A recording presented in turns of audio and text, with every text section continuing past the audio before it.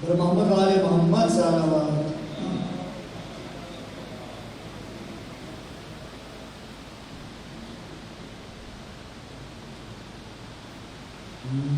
سورہ کہف سناتا ہے یہ سر کس کا ہے سورہ کہف سناتا ہے یہ سر کس کا ہے ارے خون آنکھوں سے بہاتا ہے خون آنکھوں سے بہاتا ہے یہ سر کس کا ہے سورہ کہف سناتا ہے یہ سر کس کا ہے اور چلتے چلتے جو سکینہ کہیں گر جاتی ہے چلتے چلتے جو سکینہ کہیں گر جاتی ہے ارے خود کو نیزے سے گراتا ہے خود کو نیزے سے گراتا ہے یہ سر کس کا ہے سورہ کہف سناتا ہے یہ سر کس کا ہے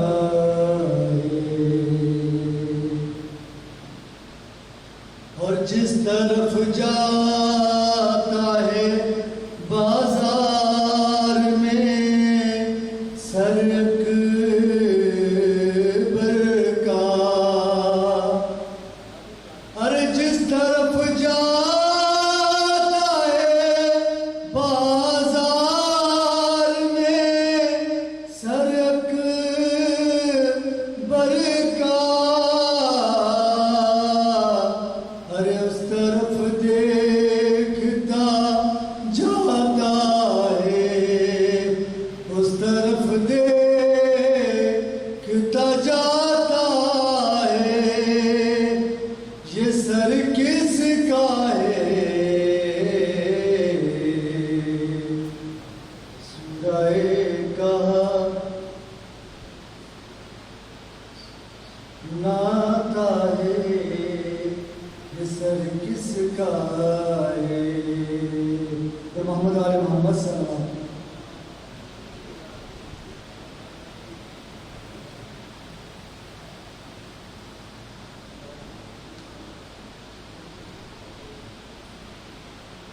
اور محمد والے محمد صلوات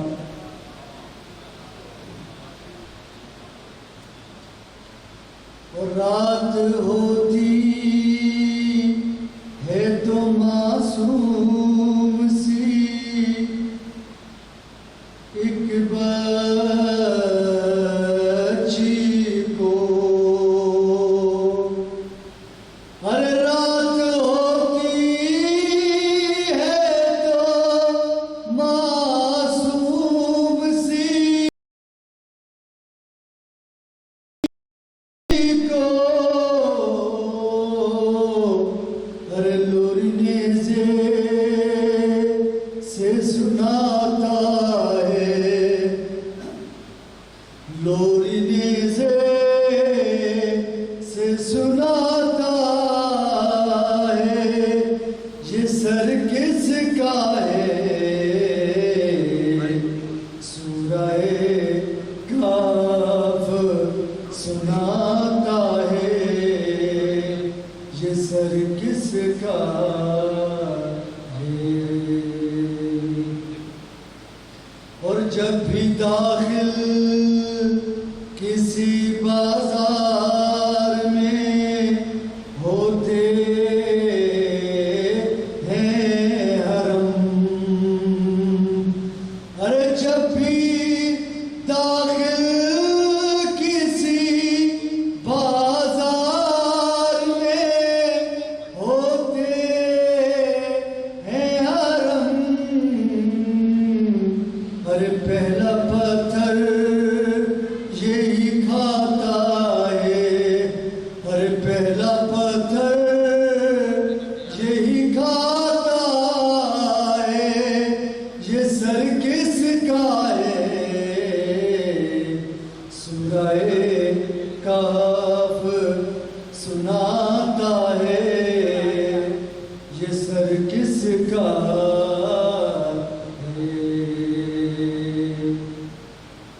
وہ پڑھ کے قرآن کی آیات سر زینب سے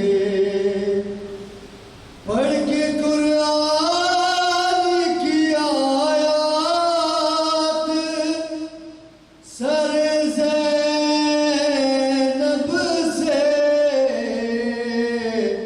ہر دھیان لوگوں کا ہٹاتا ہے دھیان لوگوں کا ہٹاتا ہے یہ سر کس کا ہے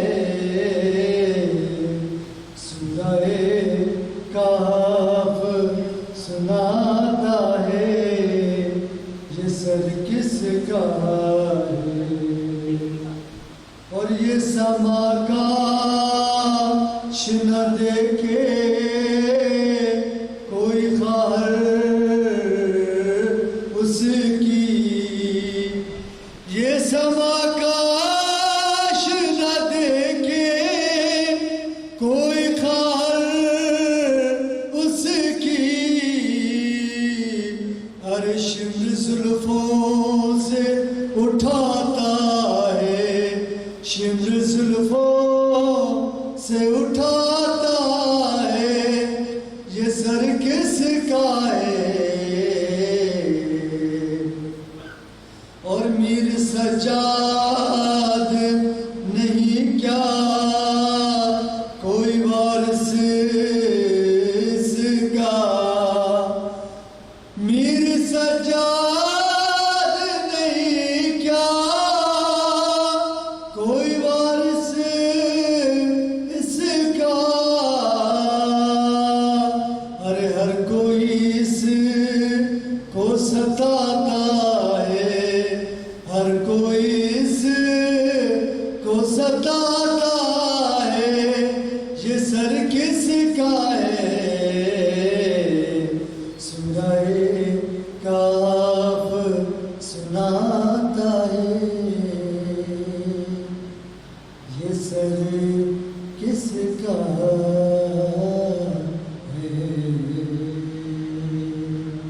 اور محمد و آل محمد صلی اللہ علیہ وسلم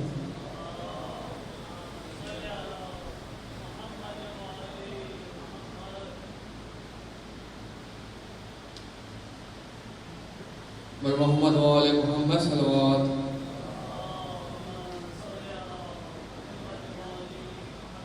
بار دیگر صلوات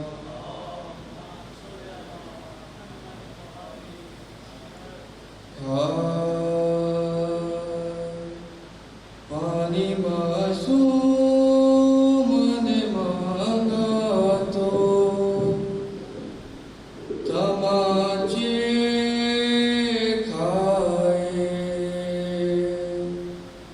پانی معصوم نے مانگا تو تماچے کھائے پانی معصوم نے مانگا تو تماچے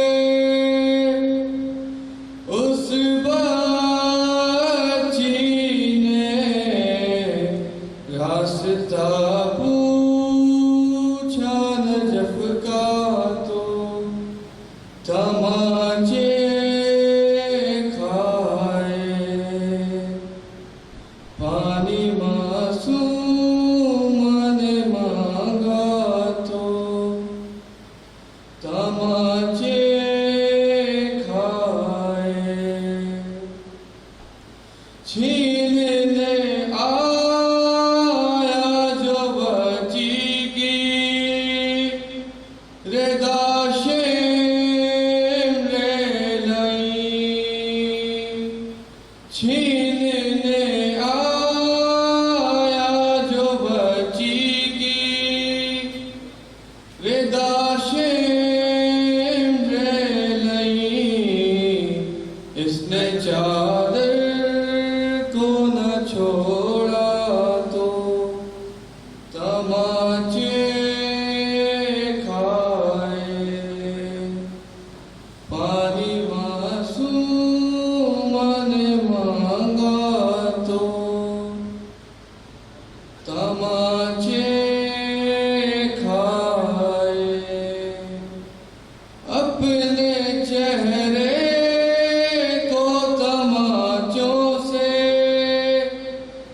بچانے کے لیے اپنے چہرے کو تماچوں سے بچانے کے لیے ننھے ہاتھوں سے چھپایا تو تماچے پانی معصوم نے مانگا تو تماچے کھائے بھائی کا ننھا سا سر گرتا تھا جب نیزے سے بھائی کا سر گرتا تھا جب نیزے سے اس نے گودی میں اٹھایا تو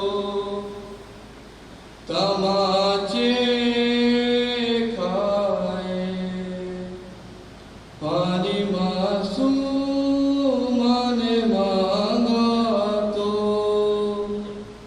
تماچے کھائے روئی بابا کو سکینہ تو تماچے کھائے پر محمد وآل محمد صلوات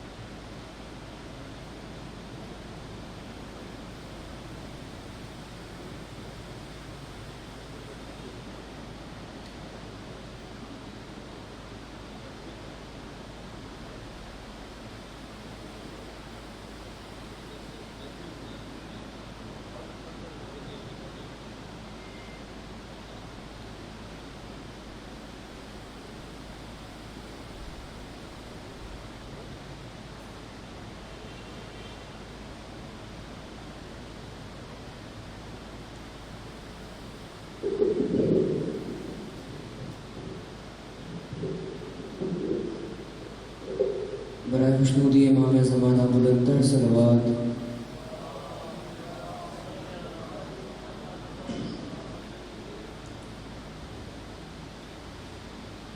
کر رہا ہے یہ راوی بیان کربلا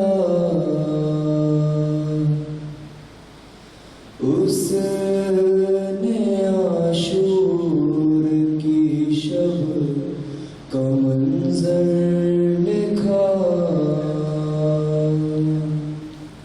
سینہ شاہ پابند شاہ خدا اور شبیر کہتے تھے یہ بارہا، ہم کو جانا ہے کل کرنے وعدہ وفا، تم پہ آ جائے گا صبر کا مرحلہ، بات ساری سکینہ نے شہر کی سنی، اور جواباً وہ بس اتنا کہنے لگی، اچھا بابا سنانے تو آؤ گے نا، روز چہرہ دکھانے تو آؤ گے نا، اچھا بابا سنانے تو آؤ گے نا، روز چہرہ دکھانے تو آؤ گے نا، اور بولے شبیر اے میری نور نظر، تم کو کرنا ہے اب شام تک کا سفر، تم کو قیدی بنائیں گے اب اہل شر، بولی شہزادی مجھ کو نہیں کوئی ڈر، تم کہو تم سلانے تو آؤ گے نا، روز چہرہ دکھانے تو آؤ گے نا، اچھا بابا سلانے تو آؤ گے نا، روز چہرہ دکھانے تو آؤ گے نا، شاہ کہنے لگے میری لاڈلی، تم پہ آئے گی اب شام غم کی گھڑی، آگ دامن میں ہوگی تمہارے لگی، بولی وہ فکر مجھ کو نہیں ہے کوئی، میرا دامن بجھانے تو آؤ گے نا، روز چہرہ دکھانے تو آؤ گے نا، اچھا بابا سلانے تو آؤ گے نا، روز چہرہ دکھانے تو آؤ گے نا، اور مضطرب دل سے کہنے لگے شاہدی، تیری قسمت میں بیٹی سکون اب نہیں، اب تماچے لگائے گا شمرے نہیں، سن کے یہ بات کہنے لگی وہ حزین، شمر سے تم بچانے تو آؤ گے نا، روز چہرہ دکھانے تو آؤ گے نا، اچھا بابا سلانے تو آؤ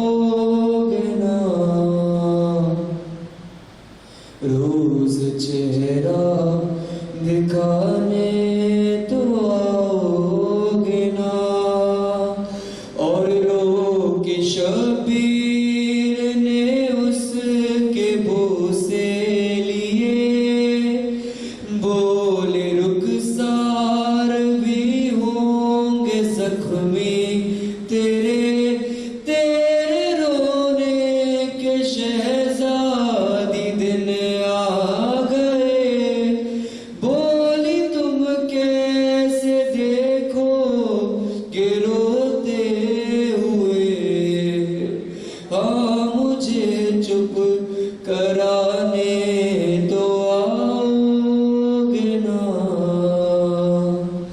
روز چہرہ دکھانے تو آؤ گے نا،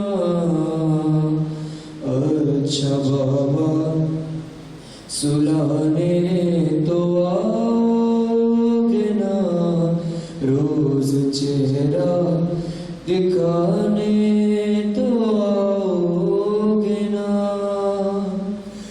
بڑھتی جاتی تھی بے چینی شبیر کی، ہر ستم وہ اٹھانے پہ راضی ہوئی، زندہ بابا نہ ہوں گے سمجھ نہ سکی، سن کے سب مشکلیں بس یہ کہتی رہی، گھر میں روٹھی منانے تو آؤ گے نا، روز چہرہ دکھانے تو آؤ گے نا، اچھا بابا سلانے تو آؤ گے نا، روز چہرہ دکھانے تو آؤ گے نا، محمد و آل محمد صلوات، برائے خوشنودی امام زمانہ بلندتر صلوات،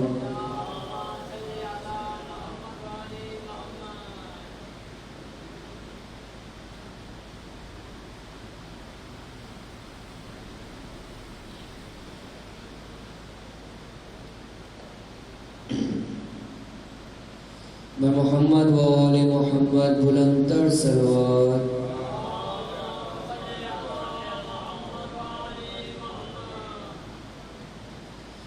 جب ردا سر سے چھنی میں صدا دیتی رہی، تو نہ آیا غازی،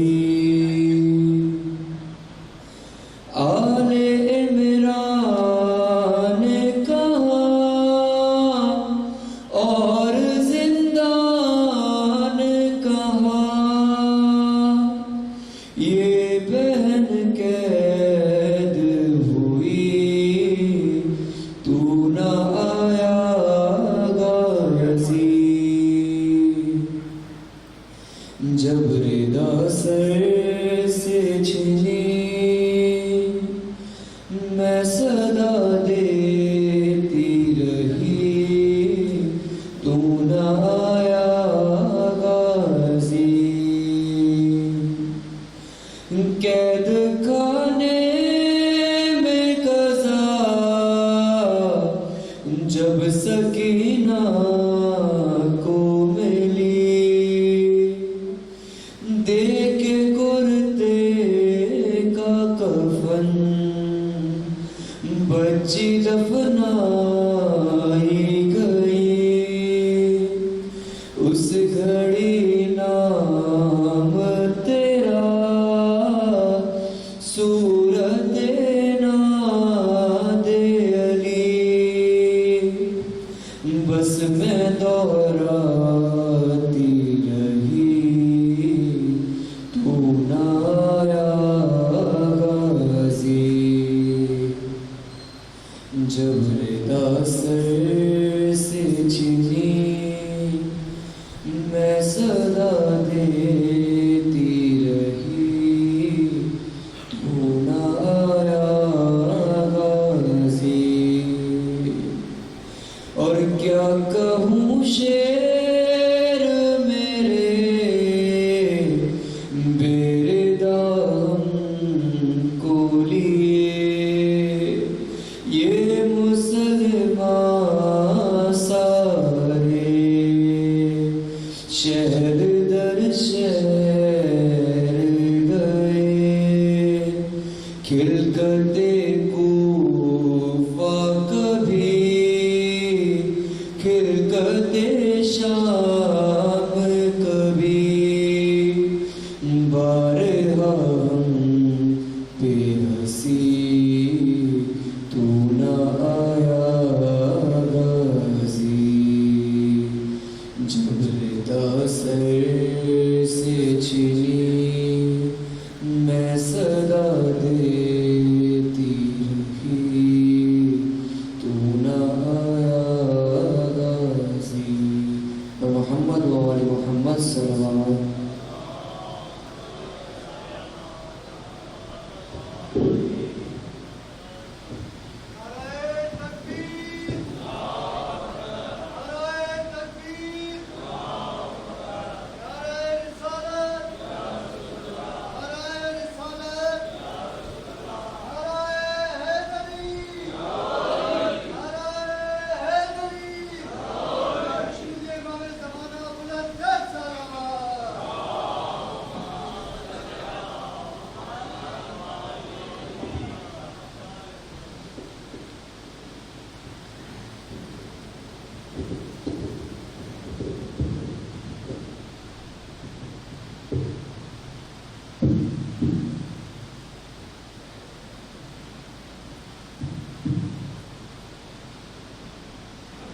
درود پر محمد آل محمد۔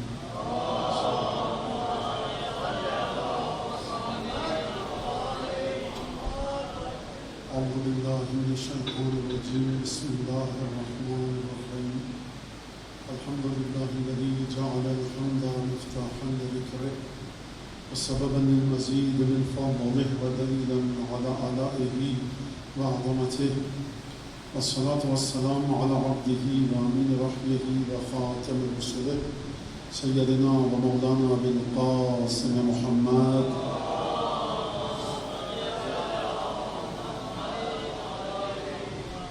وعلى أهل بيته الطيبين الطاهرين الذين أذهب الله عنهم الرجس وطهرهم تطهيرا،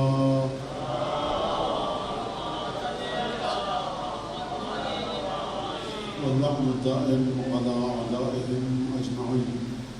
أما بعد، فقد قال الله الحكيم في كتابه المجيد: أعوذ بالله من الشيطان الرجيم، إن الدين عند الله الإسلام. درود بجي محمد وعلى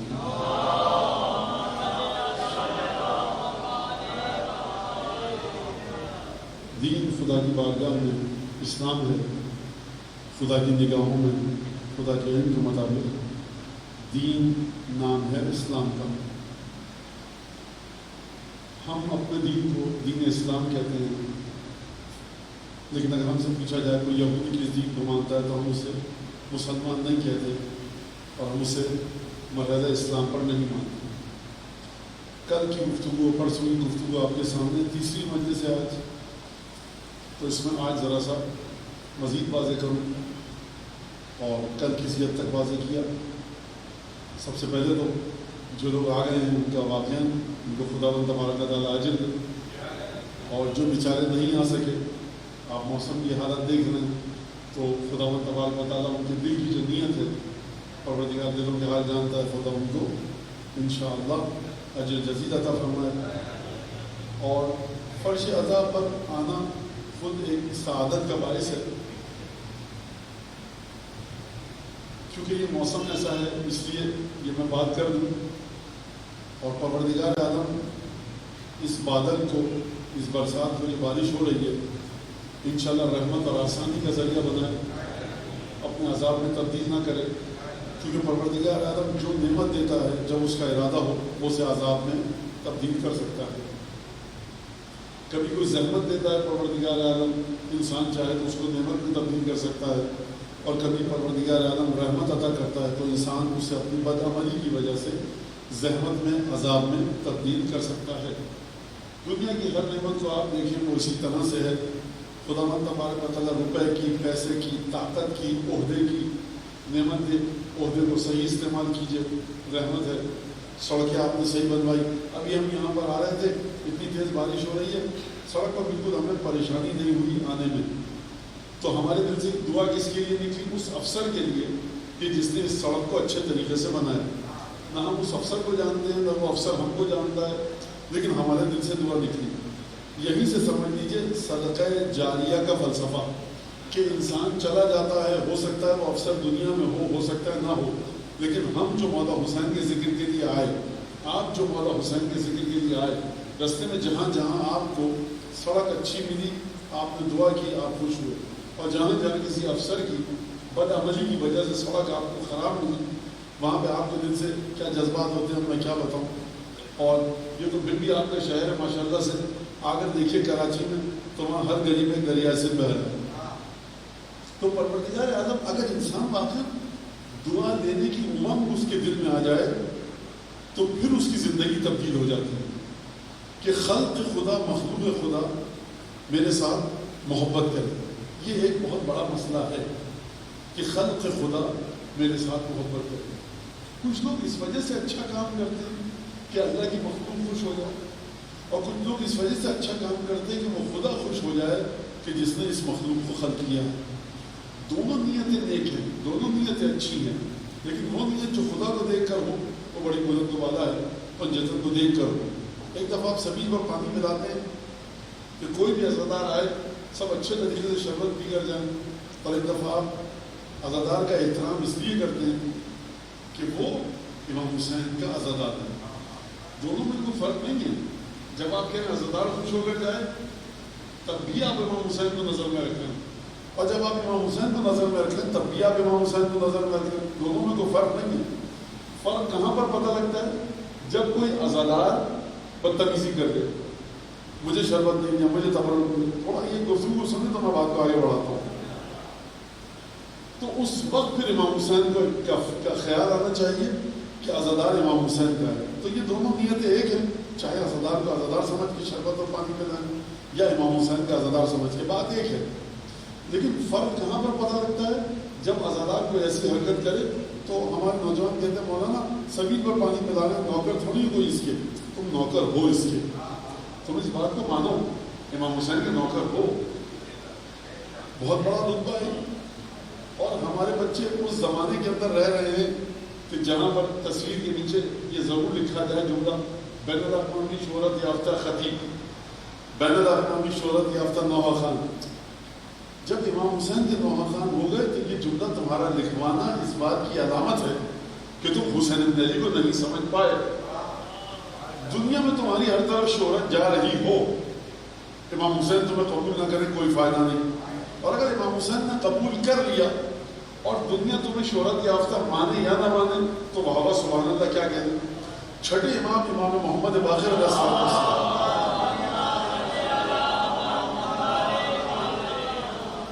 اپنے شاگرد سے کہا کہ لوکانہ فی یدک، اگر تمہارے ہاتھ میں جوزۃ یا حجر، جابر دیکھو تمہارے ہاتھ میں اگر اخروٹ ہے، بادام ہے، پتھر ہے، اور دنیا کہے یہ قیمتی موتی ہے، یہ قیمتی ہیرا ہے، ما ینفع، تمہیں فائدہ دے گا؟ تمہیں پتا ہے کہ میرے ہاتھ میں بادام کو، اخروٹ کو دیکھ کر دنیا کہہ رہی ہے ہیرا ہے، خوش ہو جاؤ گے؟ فائدہ نہیں۔ وَلَوْ كَانَ فِي يَدِكَ اللُّؤْلُؤُ، اگر تمہارے ہاتھ میں ہیرا ہے، جواہرات ہے، موتی ہے، اور دنیا کا یہ اخروٹ ہے، یہ پتھر ہے، ما یضر، تمہیں نقصان نہیں پہنچائے۔ آپ صبح کی نماز پڑھ کے سورہ یاسین پڑھی، دعائے عہد پڑھی، استغفار کی تسبیح پڑھی، گھر سے باہر نہیں دفتر میں آئے، آپ کا دوست ہے، تم کو کیا پتا سو رہے ہوتے ہو پڑھ کے، تم تو نماز فجر نہیں پڑھتے۔ اس کو پتہ چلے یا نہ چلے، خدا نے دیکھا، زمانے کے امام نے دیکھا، برکتیں وہاں سے آئیں گی، اس سے کوئی توقع مت لگائے انسان۔ لیکن یہ اخلاقی لحاظ سے، فقہی لحاظ سے بڑی لمبی چوڑی بحث ہے کہ کب انسان کو اپنا دفاع کرنا چاہیے اور بچوں سے مخاطب ہوں۔ جب تک آپ اپنے آپ کو امیر المومنین کی روح سے تعلق نہیں جوڑواؤ گے، جب تک امام سید سجاد سے اپنے تعلق کو نہیں جوڑو گے، دین کبھی سمجھ میں نہیں آئے گا، ہمیشہ پریشان رہو گے۔ فلاں مولوی ممبر پر بیٹھا یہ کہہ کے گیا، فلاں نوخان نے یہ شعر پڑھ دیا، فلاں علامہ نے یہ کہہ دیا۔ اپنے آپ کو اپنے امام سے جوڑنا سیکھو۔ خداوند تبارک و تعالیٰ امام زمانہ آپ کو جو چھوڑ کر گئے ہیں، ایک حد تک آپ کو علماء کے رحم و کرم میں چھوڑا ہے، اس سے زیادہ آپ کو علماء کے رحم و کرم میں نہیں چھوڑا۔ عالم کا کام، مولانا کا کام یہ نہیں ہے آپ کو ایک ایک چیز بتائے، وہ آپ کو بنیادی چیزیں بتائے گا، بقیہ راستہ آپ کو خود طے کرنا ہے۔ استاد کہتا ہے دیکھو میتھمیٹکس میں، حساب میں یہ سیکھ لو، سب چیز بتا دے گا۔ امتحانی ہال میں جا کر، امتحانی کمرے میں جا کر پرچہ آپ کو خود حل کرنا ہے، وہ ہاتھ پکڑ کے نہیں لکھوائے گا، لہذا اس کو سمجھیے۔ اب یہاں پر بڑا مسئلہ آتا ہے، دین پر گفتگو چل رہی ہے نا، تو میں ایک بات کو پیش کروں اور پھر اس کے بعد بات کو آگے بڑھوں۔ کل تک سمجھ میں آ گیا دین ہے رسول اللہ، کل تک کی بات سے واضح ہو گیا دین ہے رسول اللہ، اور رسول خدا کی رسالت کا اجر کیسے دینا ہے؟ محبت اہل بیت کے ذریعے۔ یعنی اگر آپ کے دل میں محبت اہل بیت ہے تو آپ رسول خدا کے مقروض نہیں ہیں۔ اگر کسی سے انسان نے 50 روپے قرضہ لیا ہے اور جان بوجھ کے ادا نہ کرے، خدا نخواستہ اس کی موت ہو جائے، 100 روپے دیا، 1000 روپے دیا، پورے صراط پر روکا جائے گا، قبر میں تکلیف ہوگی۔ کسی سے قرضہ لیا تھا واپس کرو۔ مولانا سنی تھا، دیوبندی تھا، بریلوی تھا، شیعہ نہیں تھا، شیعہ تھا، ہندو تھا، سکھ تھا، پیسہ دیا تھا تم نے قرضہ، مشکل میں تو آؤ گے۔ یہ بات سب جانتے ہیں، ہے نا؟ تو انسان کہتا ہے اپنے بچوں سے دیکھو کوئی قرضہ آئے، قرضدار آئے تو اس کو یہ قرضہ دے دینا، یا بچوں سے کہتا ہے میری طبیعت خراب ہے، فلاں کے ذمہ میرا اتنا پیسہ ہے، چیک لو اور جا کر اس کو قرضہ دے کر آؤ۔ سب ڈرتے ہیں موت سے، سب ڈرتے ہیں پورے صراط پر دامن پکڑ دے خدا کا عذاب، جنت میں نہیں جا سکے گا، مشکل سے جائے گا، عذاب ہوگا۔ تو جو شخص رسول خدا کا مقروض ہو، جو رسول خدا کا قرضہ ادا نہ کرے، وہ دنیا کے قرض داروں کا قرضہ ادا کرنے رسول کا مقروض ہوگا، کیسے جنت میں جائے گا؟ 10 روپے، 500 روپے، 1000 روپے، 10,000 روپے کے اگر مقروض ہو گئے تو قبر میں آئے گا عذاب، پورے صراط پر آؤ گے اذیت میں۔ تو یہ بتائیے کہ رسول خدا کا اگر ان کی مزدوری ادا نہ کی، ان کا اجر نہ دیا، تو اب یہ سب سے بڑا قرضہ ہے، کیونکہ کائنات کے سب سے بڑے انسان کا قرضہ ہے۔ گلی میں آپ کا بیچارہ مسکین سے آدمی رہتا ہے، اس سے میں نے 10,000 روپے لے لی، وہ آیا میرے پیسے واپس کرو، میں نے اس کے 900 2 تماچے لگائے، گریبان پکڑا، اس کو چلا گیا۔ ان کے 5-6 بھائی ہیں، 5-6 بیٹے دوست ہیں، ٹھیک ہے، غریب سا سیدھا سا آدمی، وہ کس کو شکایت کرے گا؟ ایک دفعہ میں قرضہ لیتا ہوں کمشنر صاحب سے، کمشنر صاحب آتے ہیں دروازے پہ میرے، ہمارا قرضہ واپس کرو۔ اچھا وہ دروازے پہ آتے بھی نہیں، اپنے ڈرائیور کو بھیجتے ہیں، کمشنر صاحب کہنا قرضہ واپس کرو، ہاتھ جوڑ کر کمشنر صاحب سے کہنا 1 ہفتے کی مہلت اور دیں، پھر 1 ہفتے کی مہلت اور دیں، دفتر جاؤں گا مٹھائی دے کر، سرکار معاف کیجیے گا میں آپ کا تابعدار، مجھے کتنا آدمی گگیائے گا، خوشامد کرے گا، کمشنر اچھا وزیر اعظم سے لے لیا، صدر سے لے لیا، پھر کیا ہوگا؟ جو سزا مل سکتی ہے آپ کو دے سکتا ہے انسان۔ تو اب آپ مجھے بتائیے کہ جتنا بڑا رتبہ ہوگا قرض دار کا، قرض خواہ کا، جس کے آپ مقروض ہیں، اتنی زیادہ اذیت اور تکلیف کا سامنا آپ کر سکتے ہیں۔ اور یہ اذیت آپ کو کہاں پر دے سکتا ہے؟ اب آپ نکل کے چلے گئے، فرض کیجئے افغانستان، آپ نکل کے چلے گئے امریکہ، نہ وہاں کمشنر صاحب کا زور چلے گا، نہ صدر صاحب کا، آپ ٹھاٹ سے رہ رہے ہیں کہ میں نے کمشنر صاحب سے لیا تھا 10 لاکھ روپیہ، واپس نہیں کیا، امریکہ آ گیا، تو آپ آگے چھپ گئے، میں چھپ گیا آ گیا، کمشنر صاحب کا زور نہیں چل سکتا۔ سرکار بلوچستان کی پہاڑیوں میں چلا جاؤ، تھر کے ریگستان میں جھونپڑی بنا کر رہنے لگوں، کون پوچھ رہا ہے مجھے؟ کمشنر مجھے ڈھونڈ ہی نہیں سکتا۔ لیکن اگر قرضہ ایسی ہستی کا ہو کہ قیامت سے لے کر برزخ تک، برزخ سے لے کر پورے صراط تک جس کی حکومت ہے، اگر جنت میں جانا ہے تو اس کی شفاعت سے، تو ایسے شخص کو آپ غچہ دے کر، آنکھوں میں دھول جھونک کر، اس کی توجہ ہٹا کر، غافل کر کر انہیں صراط پر چھپ کر جھوپڑا بنائیں گے تو کہاں بنائیں گے؟ جنت سے بچ کر کسی دوسرے ملک میں جائیں گے تو کہاں جائیں گے؟ لہٰذا یہ جو ہمارے علماء نے فرمایا کہ بنیادی ترین چیز محبت اہل بیت ہے، بنیادی ترین چیز اہل بیت کے دشمنوں سے نفرت ہے، بیزاری ہے، تبری اور تبرہ ہے۔ اس کی وجہ یہ ہے کہ تبری اگر نہ ہو، تبرہ اگر نہ ہو، تبرہ کا مطلب کیا ہے مجھے نہیں پتا، آپ کیا سمجھتے ہیں؟ دشمن اہل بیت سے بیزاری، ہمیں اس طرف دیکھنا ہی نہیں ہے۔ اور پھر دوسرا مرحلہ کیا ہے؟ لعنت بھیجنا، کیونکہ خدا نے قرآن میں کہا الذین یؤذون اللہ ورسولہ لعنہم اللہ فی الدنیا والآخرہ، جنہوں نے اللہ اور اس کے رسول کو اذیت دی اور دے رہے ہیں، خدا دنیا اور آخرت میں ان پر لعنت کرتا ہے۔ لہٰذا آپ ہر مجلس کے بعد کہتے ہیں دشمنان اہل بیت پہ لعنت، کسی کو اس سے تکلیف نہیں ہے، ہر مسلمان کہتا ہے اور کہنا چاہیے، اس کے ایمان کا جز ہے۔ سرکار صدر صاحب کے بچے کو چھوٹے سے نوازے ہوئے تماچا مار دے اور آپ تماچا مارنے والے کو تحفے دیں، خوش ہوں، تو صدر آپ سے خوش ہوگا؟ کہا میرے بچے کو تماچا مارا، میرے بچے کو اس نے تیر چبویا، تمہاری اس کے ساتھ دوستی ہے؟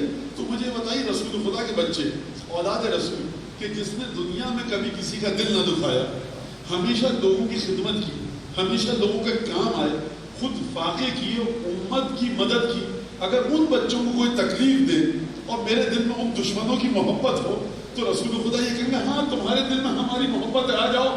رسول خدا قیامت کے دن چیک کریں گے کہ تمہارے دل میں ہماری محبت ہے کہ نہیں، یا رسول اللہ ہے، ہمارے بچوں کی ہے، اہل بیت سے مودت ہے، یہ دل میں ہمارے دشمن کی محبت کیوں ہے؟ دشمن کی محبت رکھنے کا نقصان کیا ہے اہل بیت کے؟ یہ خدا سے پوچھئے۔ قرآن میں پہلی بات تو یہ کہ جس کے دل میں رسول خدا کی اور رسول کے بچوں کی محبت ہوگی، دل میں دشمنوں کی محبت ہوگی۔ خدا فرما رہا ہے الذین یؤذون اللہ ورسولہ، سورہ احزاب، کہ جو اللہ اور اس کے رسول کو اذیت دے رہے ہیں ان پر ہماری لعنت دنیا میں بھی ہے، آخرت میں بھی۔ وَأَعَدَّ لَهُمْ عَذَابًا أَلِيمًا، اور قیامت میں خدا نے ان کے لیے ایک دردناک عذاب تیار کر کے رکھا ہوا ہے۔ اس آیت میں تھوڑی سی گفتگو کر لیتے ہیں، میں تو پھر آگے بڑھاتے ہیں بات۔ خداوند تبارک و تعالیٰ اگر کسی کو کہہ دے کہ دنیا میں ہم نے اس پر لعنت بھیج دی، آخرت میں خود بخود ملعون ہے، کیونکہ آخرت انسان کی جب اچھی ہوگی کہ جب کہ اس کی دنیا اچھی ہو، نہ میں نے دنیا میں نماز پڑھی، نہ روزہ رکھا، نہ حج کیا، نہ زیارت پہ گیا، نہ ماتم کیا، کچھ نہیں کیا، چوری کی، چکاری کی، ڈاکہ ڈالا، جیب کاٹی، گردن کاٹی، مجھ پر لعنت ہے کہ نہیں ہے؟ خود کی لعنت ہے، لعنت ہے ایسے آدمی پر۔ اب میری جو آخرت ہے وہ کس بات کی بنیاد پر اچھی ہوگی؟ اگر دنیا رحمت الہی کے سائے میں ہوگی تو آخرت اچھی ہوگی۔ جب دنیا میں خدا لعنت کر رہا ہے تو آخرت میں رحمت کا سوال ہی پیدا نہیں ہوتا۔ لیکن خدا وہ خدا ہے جو رسول اللہ کو اذیت دینے والے کو نہ دنیا میں بغیر لعنت کے چھوڑ رہا ہے، نہ آخرت میں بغیر لعنت کے چھوڑ رہا ہے۔ فرمایا کہ لعنہم اللہ فی الدنیا، دنیا میں بھی لعنت، آخرت میں بھی لعنت۔ اس کا مطلب کیا ہے؟ اس کا مطلب یہ ہے کہ بغض رسول اور آل رسول ایسی چیز ہے کہ اگر تم نے دنیا میں کی تو لعنت ہے، لیکن تم نے دنیا میں کوئی نیک کام بھی اگر کیا ہوگا تو اس کی امید پر آخرت میں مت آنا، کیونکہ ہم دیکھیں گے تم اس صورت میں رحمت کے ساتھ کہ جب تمہارے دل میں آل رسول کا بغض نہ ہو، جتنی نیکیاں لے کر آ جاؤ، ہم سب سے پہلے دیکھیں گے محبت آل رسول ہے کہ نہیں ہے۔ لہٰذا تم یہ مت کہنا خدایا میرے دل میں تھوڑی سی نماز روزہ حج زکوٰۃ بھی ہے، 20% نماز روزہ حج زکوٰۃ ہے، 70% بغض ہے، تو اس 20% کے ذریعے 70% کو ختم کر دیں۔ ہوتا ہے نا، بدن میں انفیکشن ہو گیا، بدن میں انفیکشن ہو گیا، کتنا خون ہوتا ہے بدن میں؟ 2 لیٹر تک، مجھے نہیں پتا، ڈاکٹر ہوگا کوئی بتائے گا، 2 لیٹر 3 لیٹر 4 لیٹر خون ہوتا ہے نا ہر آدمی کے بدن میں۔ انجیکشن کتنا لگواتے ہیں آپ؟ کتنا سا؟ 300 ml 200 ml۔ آپ ڈاکٹر سے کہیں ڈاکٹر صاحب 3 لیٹر خون ہے، اتنی سی لگتا ہے، یہ اتنا ساری خون کو صاف کر دے گا۔ توجہ ہے؟ تو پروردگار دنیا میں قانون تھا اچھائی کم بھی ہو زیادہ برائی کو ختم کر دیتی ہے، تو 20% ہماری روح میں نماز روزہ حج زکوٰۃ ہے، 80% بغض اہل بیت تھا، یہ 20% نمازیں 80% کو ختم کر دے گی۔ خدا کہے گا کہ نہیں، یہ وہ 20% نہیں ہے، بعض زہر دنیا میں ایسے ہوتے ہیں ایک قطرہ بھی چکھ لو وہیں پر موت واقع ہو جائے گی۔ ہم نے کہہ دیا تھا نا قیامت میں تم سے، ہم نے قرآن میں بتایا تھا کہ نہیں بتایا تھا؟ الذین یؤذون اللہ، ہم نے صرف ایک گروہ پر لعنت کی ہے دنیا اور آخرت میں، جو اللہ اور اس کے رسول کو اذیت دے۔ ہم نے نمازی پر بے نمازی پر کو برا کہا ہے قرآن میں، ہم نے جو غلط کام کرتے ہیں ان کو برا کہا ہے قرآن میں، لیکن دنیا اور آخرت میں لعنت اور آخرت میں دردناک عذاب تیار صرف اس کے لیے کیا ہے کہ جو رسول اللہ کو اذیت دے۔ تو اب یہ آیت آپ کا مولانا اس کو قرآن سے نعوذ باللہ کاٹ دیں، رسول کو تو اذیت جب دیں گے نا آپ کہ جب رسول زندہ ہوں۔ جس ملعون بدبخت نے رسول پر تلوار چلائی، جس نے رسول پر کوڑا پھینکا، جس نے کانٹے چبھائے، جس نے پتھر مارے، اس نے اذیت دی، اب رسول بھی دنیا سے چلے گئے، وہ ملعون بدبخت بھی دنیا سے چلا گیا۔ اب یہ آیت اسی وقت کے لیے تھی، آج کے لیے نہیں ہے۔ لیکن اگر مجھے یہ بتاؤ کہ اگر رسول خدا کسی کے بارے میں کہیں کہ محبت کرے خدا اس سے جو میرے اس نوازے سے محبت کرے، اگر رسول خدا کہیں لعنت و خدا کی اس پر جو فاطمہ کے گھر کے دروازے کی بے حرمتی کرے، اگر رسول خدا کہیں اس سے کہ جو فاطمہ کو غضبناک کرے خدا اس پر غضبناک ہو، اگر رسول خدا کہیں فاطمہ میری روح کا نام ہے جو میرے دونوں پہلوؤں کے درمیان ہے، اگر رسول خدا کہیں یہ مجھ سے ہے میں ان سے ہوں، جو ان سے محبت کرے گا اس نے مجھ سے محبت کی، اگر رسول خدا ان کے بارے میں کہیں اے علی تیرا گوشت میرا گوشت، تیرا خون میرا خون، تیری ہر چیز میری چیز ہے، تو مجھ سے ہے میں تجھ سے ہوں، ہم اور تم ایک نور کے دو حصے تھے، صلب عبداللہ صلب ابو طالب میں گئے، تو یہ مت سمجھیے گا کہ رسول کے جانے کے بعد رسول کو اذیت دینے کا سلسلہ ختم ہو گیا، یہ سلسلہ قیامت تک رہے گا۔ آدھے رسول کو جو اذیت دے گا ایسا ہے کہ جیسے اس نے رسول کو اذیت دی۔ تو پہلی بات تو یہ کہ جس نے رسول کو اذیت دینے والوں کی محبت رکھی جو گیا قیامت میں، دل میں اس کی ان کی محبت ہے جو ملعون ہے۔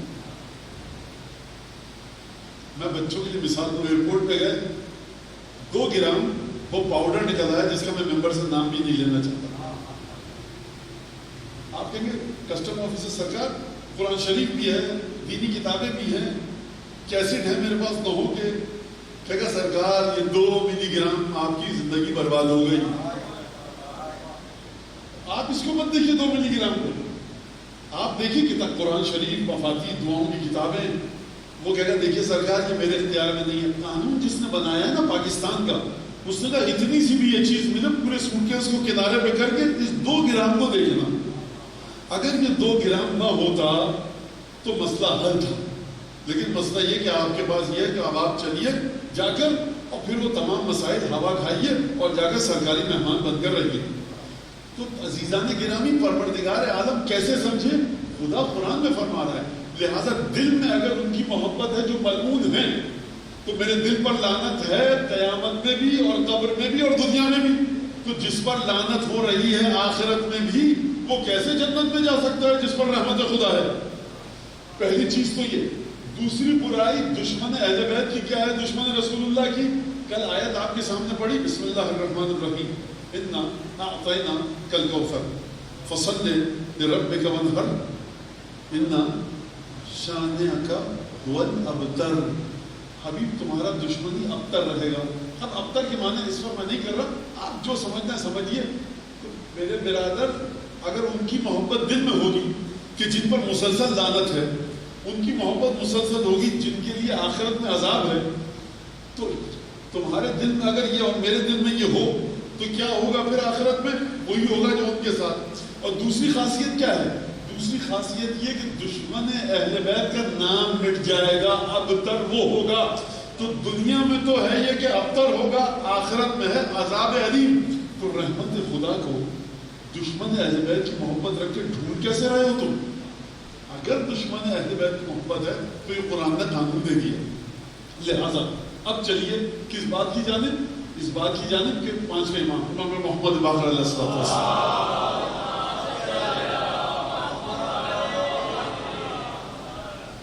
راوی آتا ہے امام کے پاس، خوب توجہ کے ساتھ سنیے گا، بڑی عجیب روایت ہے۔ آتا ہے اور کہتا ہے کہ رسول اللہ سوال کے ذریعے بات کرتا ہے، حل تعرف مودتی لکم وانقطاعی الیکم وموالاتی لکم. مولا آپ مانتے ہیں کہ میں آپ کے ساتھ موالات رکھتا ہوں. اب عربی کا ایک لفظ ہے جو ہمارے صوبے کے اندر بڑا غلط مانا جاتا ہے. وہ عربی کا لفظ ہے موالی. جب موالی کہا جائے تو دو معنی ہیں اس کے. اب میں عربی میں بات کر رہا ہوں, اردو میں بات نہیں کر رہا. بہرحال موالی جیسا بھی ہو, اگر اہل بیت سے محبت کرتا ہے تو اس کے کیا کہیں گے یہ بھی سن لیجیے آپ. تو جب میں رسول اللہ حل تعرف مودتی لکم وانقطاعی الیکم وموالات لکم, مولا ابن رسول اللہ پانچویں امام. آپ مانتے ہیں, جانتے ہیں نا کہ میں آپ سے موالات رکھتا ہوں, آپ کے موالیان میں سے ہوں, آپ سے جڑا ہوں. انقطاعی الیکم, سب کو چھوڑ کر آپ کے پاس آتا ہوں. یہ کیوں کہا اس نے؟ کیونکہ مدینہ میں بہت سارے مدرسے تھے. کا سب کو چھوڑ کے آپ کے پاس آتا ہوں. آپ جاتے ہیں نا ماتم کرنے, آپ جاتے ہیں فرش اعضاء پر, کوئی میچ ہو رہا ہو, ٹی وی پہ کوئی پروگرام آ رہا ہو, یہ اسی بات کی مثال ہے کہ آج شب شہادت ہے, ایام اعضاء. میں خدا جگہ نہیں جاؤں گا, میچ ہو رہا ہے, میں کمیونٹی نہیں سنوں گا. اس وقت ماتم داری ہے تاکہ قیامت میں کہہ سکوں امام سے اپنے کہ مولا ہر چیز کو چھوڑ کے آپ کی ماتم داری میں آیا تھا. نوجوان بچے سنیں, اگر یہاں پر آپ نے ہر چیز کو چھوڑ کر امام کی طرف اپنے رخ کو رکھا تو قبر میں اور قیامت میں نہیں صرف بلکہ دنیا میں بھی امام آپ کا ہاتھ تھامیں گے. کب موالاتی لکم ومودتی لکم, انقطاعی یعنی سب کو چھوڑ کر آپ کی طرف آتا ہوں کہ نہیں آتا, آپ مانتے ہیں. دوسری چیز مودتی لکم, میری مودت آپ کے ساتھ ہے. مودت کا معنی ہمارے بچوں کو پتہ ہے. وہ موالاتی لکم وموالاتی لکم, میں آپ کے ساتھ موالات ہے, جڑا ہوا ہوں بالکل. امام نے کہا ہاں میں یہ بات مانتا ہوں. اب یہاں سے تھوڑا سا اس روایت پر گفتگو کریں. امام کے کئی طرح کے اصحاب ہوتے تھے. بعض ہوتے تھے جو امام سے بڑا خطرناک سوال کرتے تھے, ہمت نہیں پڑ رہی ہوتی تھی, دھیرے دھیرے سوال کرتے تھے. مولا آپ جانتے ہیں آپ کا چاہنے والا, ہاں یہ نہیں کہ میں آپ سے محبت کرتا ہوں. تین صفتیں ہیں مولا مجھ میں. پہلی چیز انقطاعی الیکم, سب کو چھوڑ کر آپ کا ہو گیا ہوں. امام پر نفسیاتی دباؤ ڈال رہا ہے, جذباتی بلیک میل کر رہا ہے امام کو بچوں کے وقت کہ مولا کا دل نرم ہو جائے میرے لیے.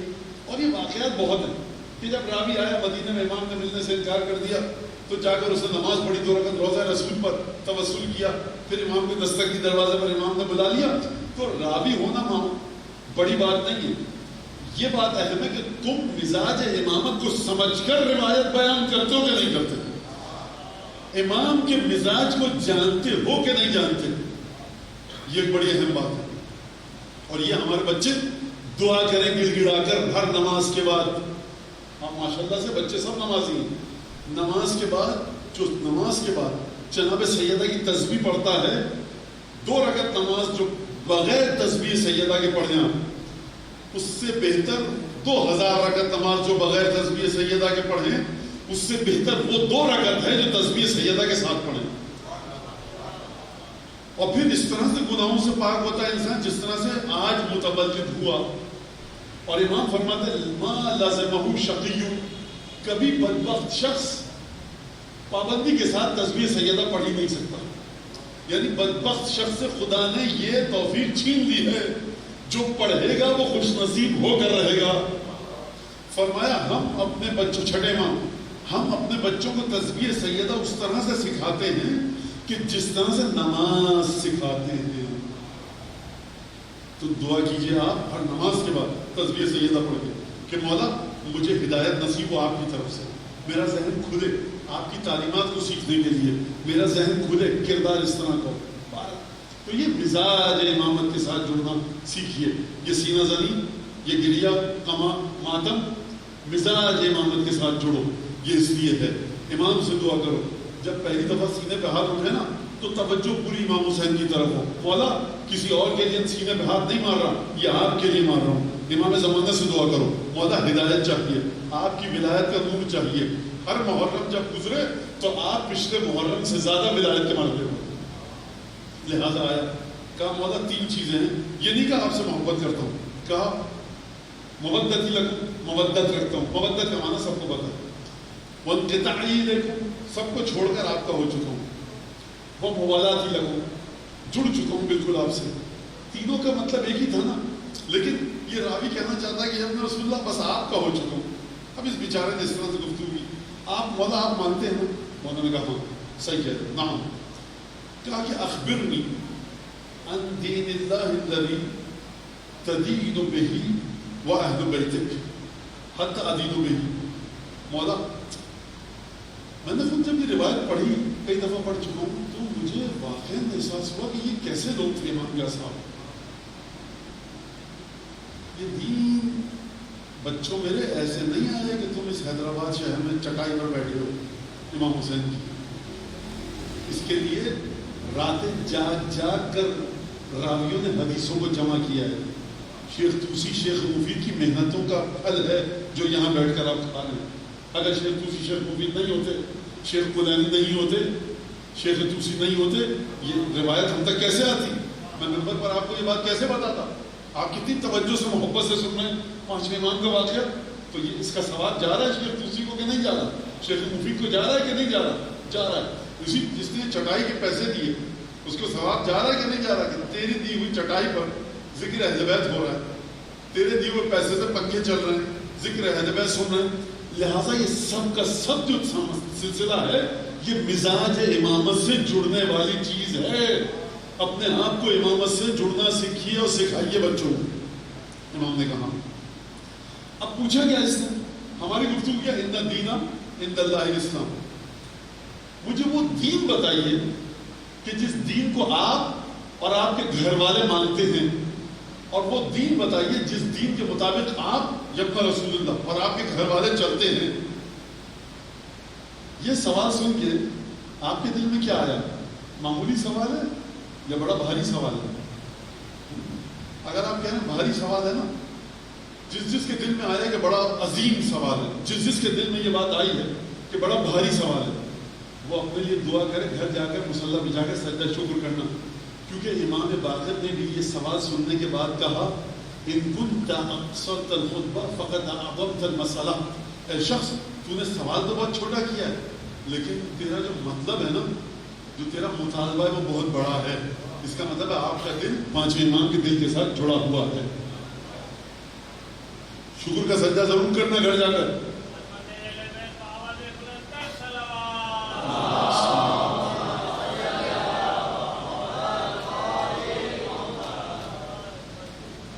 اس بات کو یہاں تک روکو اور ایک جملہ بتاؤں تاکہ اس روایت کے ہر مرحلے کو واضح کر کے ہم آگے بڑھیں.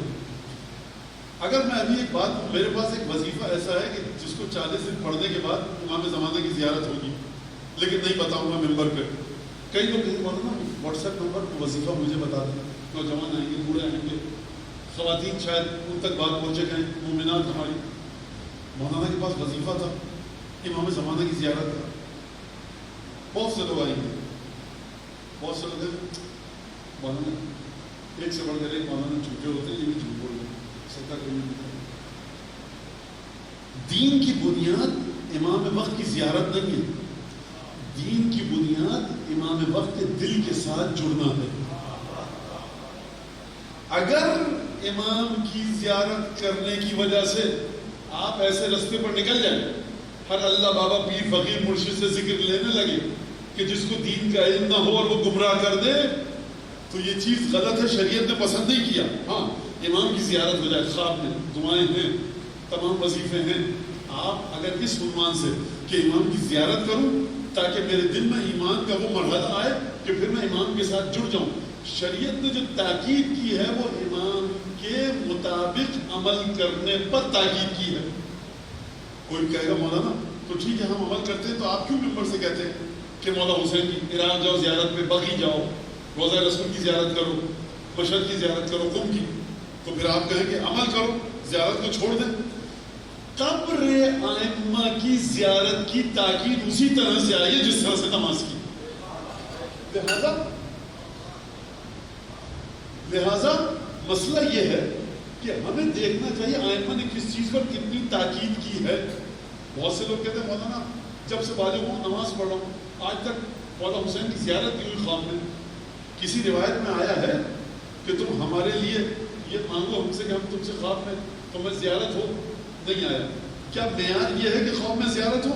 معیار یہ ہے کہ اپنے آپ کو امامت سے جوڑو، معیار یہ ہے کہ تولی اور تبری رکھو، معیار یہ ہے کہ محبت اہل بیت رکھو، اہل بیت کے دوستوں سے محبت، اہل بیت کے دشمنوں سے نفرت، اور اہل بیت کے جو دشمنوں کی تعریف کریں ان سے نفرت.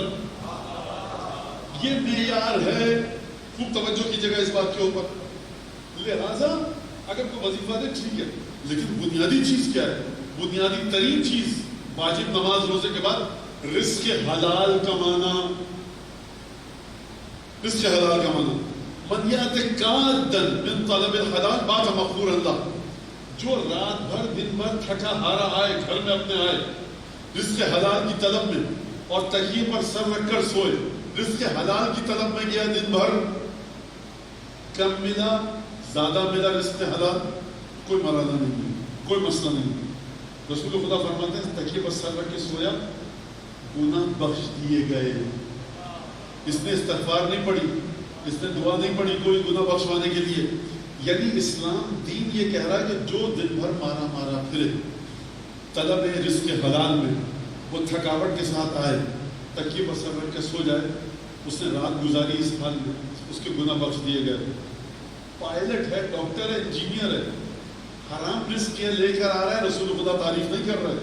ٹانگا چلاتا ہے، گدا گاڑی چلاتا ہے، رکشہ چلاتا ہے، حلال کھاتا ہے، رسول خدا کی نگاہوں میں اس کی عزت ہے.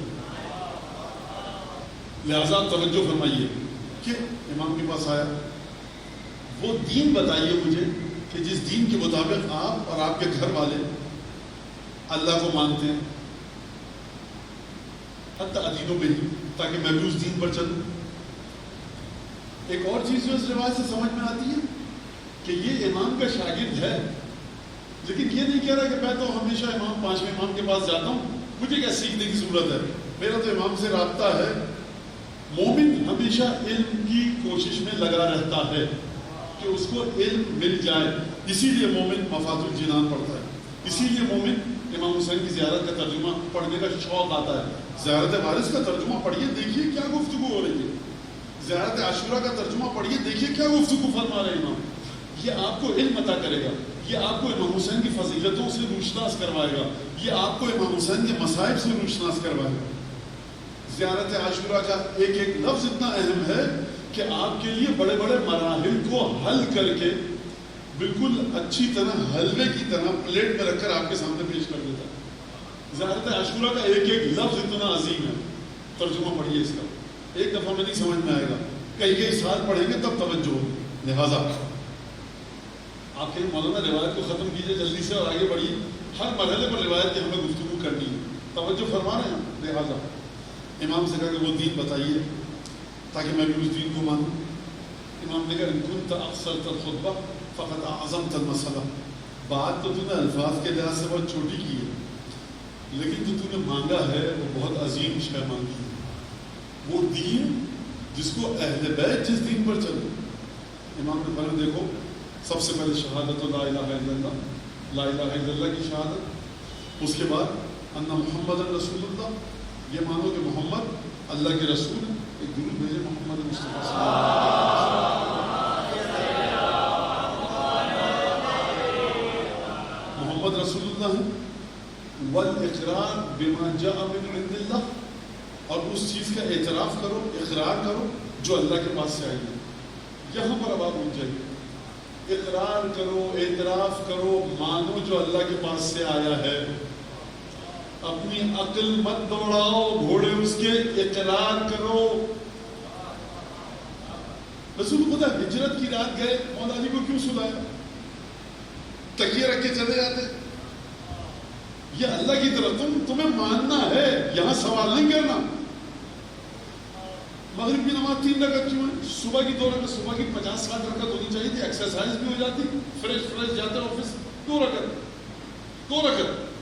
ظہر عصر کی نماز نافلہ بھی اس کی 16 رکعت، نماز اس کی 8 رکعت. 16 اور 8 کتنے ہو گئے؟ 24 رکعت ظہر کے وقت. دکان بند کر کے آؤ، دماغ لگا ہوا دکان پہ، کسٹمر آیا کہ نہیں آیا، بچے کا دماغ پریشان ہے کہ میں کیا کروں. لمبی چوڑی نماز کس وقت واجب کی؟ جب دن میں کاروبار چل رہا ہو، اور جب سب سو رہے ہیں صبح سے 2 رکعت نماز. تو دیکھو اپنے ذہن کے گھوڑے مت دوڑاؤ، جو آ گیا اللہ تعالیٰ کی طرف سے، والاقرار بما جاء به من عند اللہ، مانو اس کو جو اللہ کی طرف سے آیا ہے۔ امام حسین اگر ٹھوکر مارتے پانی نکل آتا، کیوں نہیں کیا؟ اس پہ ذرا ڈسکشن کریں، اس پہ ڈسکس نہیں کرنا، اس کو ماننا ہے۔ یہ کیسے ہوا کہ مولا کائنات نے یہ کام کیا، 25 سال کیوں خاموش رہے؟ اس پہ بحث کرنا ہے تو کرو کسی پڑھے لکھے آدمی کے ساتھ جا کر، نہیں سمجھ میں آئے تو ماننا ہے۔ لہٰذا یہ کب سے سلسلہ چلا؟ یہ سلسلہ ماننے کا، بندگی کا جب سے چلا ہے جب اللہ نے مٹی کے پتلے کو کھڑا کر کے شیطان سے کہا تھا سجدہ کر، کہا تھا نہیں کروں گا کیونکہ میں مانوں گا نہیں، میری عقل میں نہیں آ رہا۔ اس کو مٹی سے بنایا، مجھے آگ سے بنایا، آگ میں حرارت ہے، آگ میں گرمی ہے، آگ میں روشنی ہے، آگ میں زندگی ہے۔ مٹی میں کیا ہے؟ بے حس و حرکت اپنی جگہ پر پڑی ہے، مٹی کی بوری لا کر ڈال دیجئے، 50 سال بعد آئیں گے یہی پڑی ہوگی۔ آگ روشنی دیتی ہے، آگ حرارت دیتی ہے، آگ چیزوں کو ختم کر دیتی ہے، آگ کھانا پکتا ہے، سردی میں آپ کو آگ سکون پہنچاتی ہے۔ جتنی شدید گرمی پڑ رہی ہو آپ آگ کے محتاج رہیں گے، کھانا تو پکے گا نا۔ سردی پڑ رہی ہو آگ چاہیے ہاتھ تاپنے کے لیے، تو آگ کی ہمیشہ ضرورت رہے گی۔ مٹی کیا ہے؟ تو شیطان نے اپنی عقل کے گھوڑے پر دوڑا، کہا فخرج منہا، نکل جائے یہاں سے، فإنک رجیم، تو مردود ہے، تجھے ہم نے نکال دیا۔ امام حسن مجتبیٰ علیہ الصلوۃ والسلام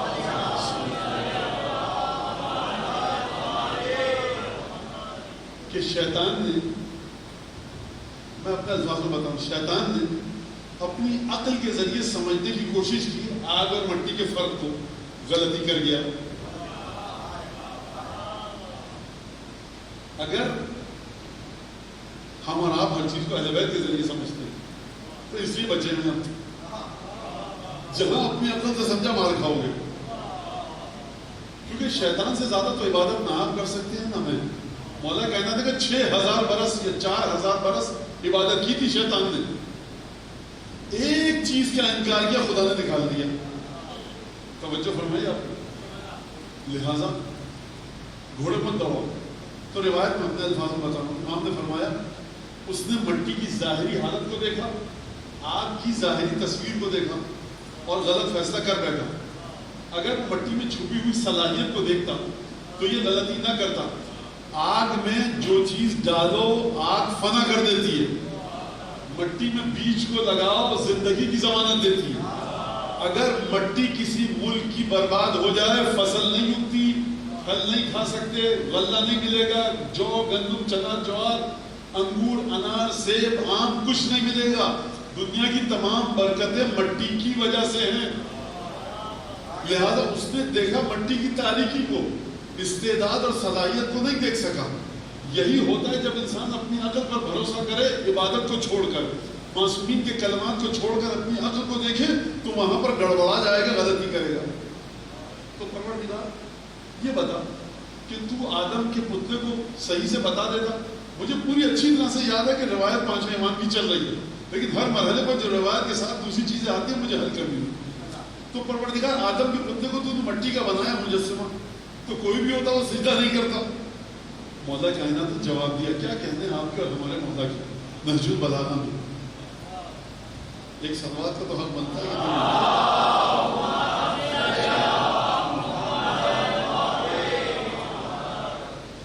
فرمایا خدا اگر چاہتا، کسی نے لگتا ہے یہ سوال جناب امیر المومنین کے سامنے کیا، لگتا مجھے یہ مٹی کا پتلا تھا تو شیطان کو حق دینا والا کہ وہ سجدہ نہ کرے۔ توجہ ہے، مولا نے کہا کہ اگر خدا آدم کو چاہتا تو خلق کرتا یأخذ الانفاس عرفہ، کہ آدم کی مٹی کے پتلے سے ایسی خوشبو نکلتی کہ انسان بے چین ہو جاتا کہ یہ خوشبو اتنی شدید بہترین ہے کیا۔ وَيَبْهُرُ الْعُقُولُ بَهَاؤُهُ، آدم کو اتنی عظمت کے ساتھ خلق کرتا کہ عقل دنگ رہ جاتی انسان کی کہ کیا پتلے میں عزت،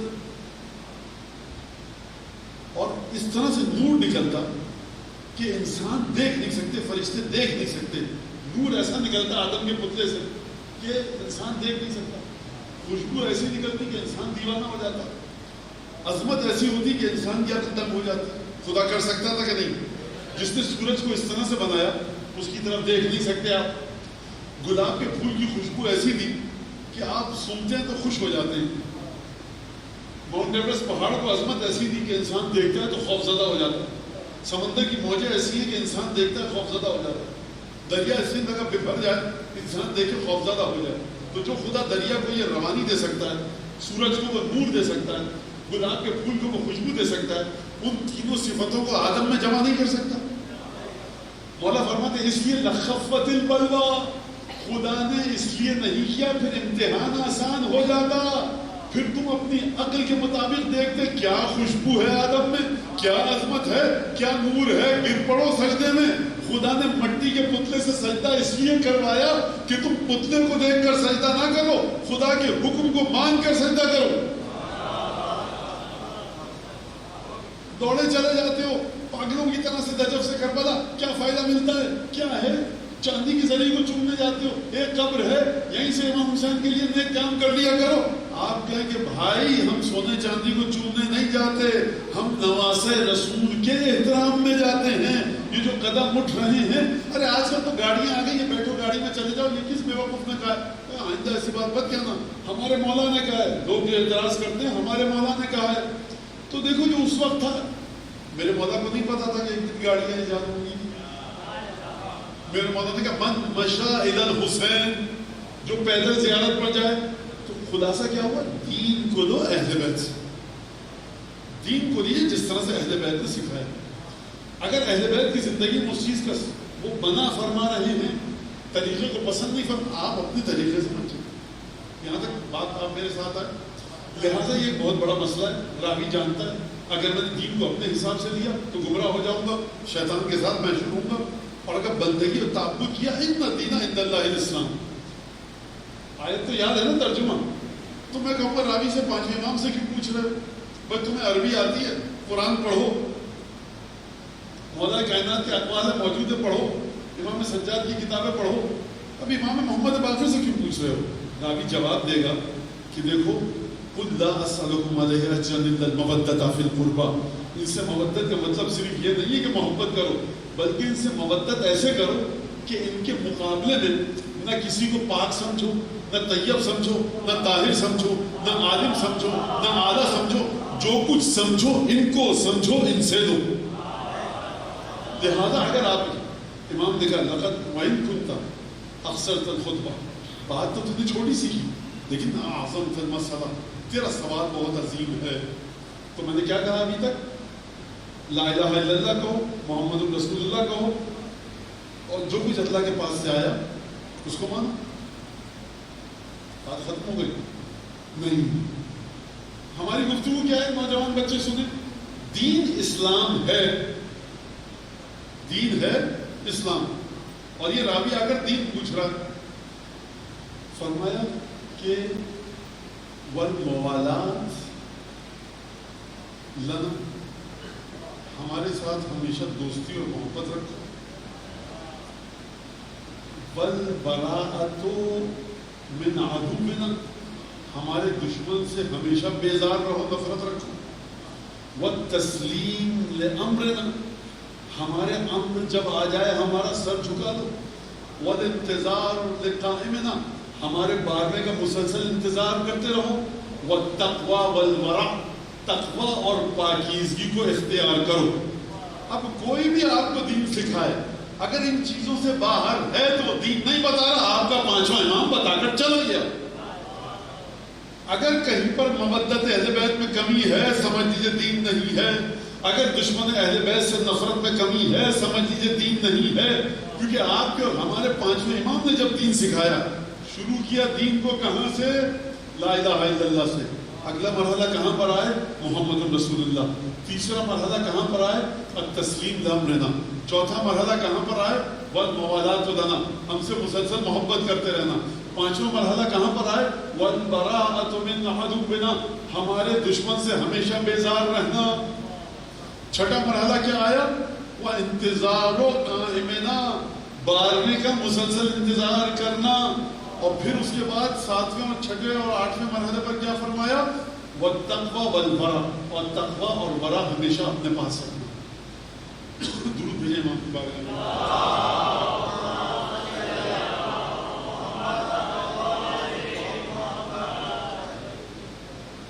یہ ہے دین. تو اب آپ کی سمجھ میں آیا ان الدین عند اللہ الاسلام، بارگاہ الہی سے آئی ہے یہ محبت اہل بیت. امام فرما رہے مودت ہم سے رکھو، دشمن سے بغض رکھو، ورع رکھو، تقوی رکھو، پاکیزگی رکھو. ہمارے امر کے آگے سر جھکا دو اور ہمارے بارگاہ کا انتظار کرو. یہ چیز آپ کی سمجھ میں آ گئی. اور یہ امام نے دین کا معنی بتایا.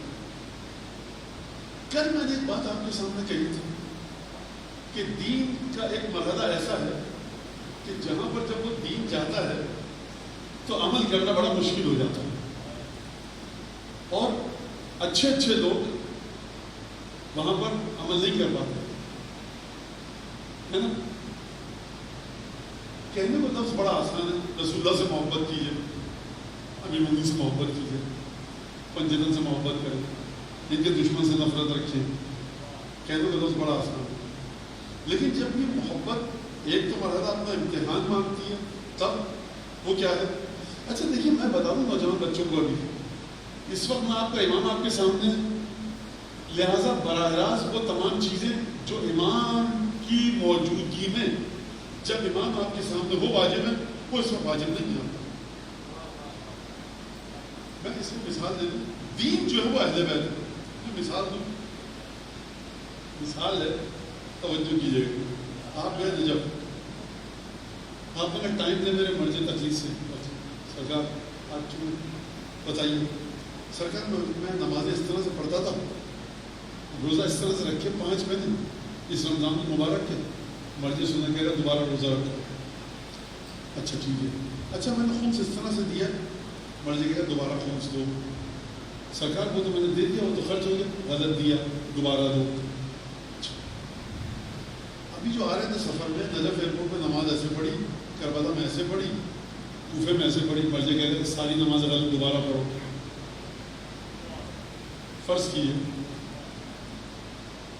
کسی نے دل میں 50 سال باتیں سنائی مرضی کو، بیٹھے ہوئے نجف میں کوئی پتہ نہیں ہے، لیکن مجبوراً خمس دوبارہ دیا، دوبارہ نمازیں پڑھی، دوبارہ 5-6 روزے رکھ لی دل میں. لیکن مرضی تقلید کو جو آیا وہ دل میں کہا.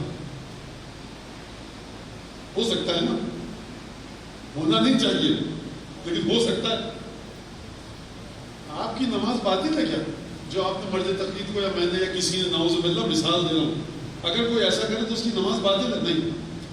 غلط خیال سے مت سمجھو مرضی تقلید کو ایسا، وہ حکم خدا بتا رہا ہے جو وہ سمجھ سکا. نماز آپ کی صحیح ہے. آپ نے کہا یہ عجیب آدمی دوبارہ خوب سے کروا دیا، خدا ان کو ہدایت عجیب ہے، انسان پتہ ہی نہیں ان لوگوں کو خوب دوبارہ دے دیا. نماز پڑھنی پڑے گی، کیلکولیٹ کیا، پیپر پہ لکھا.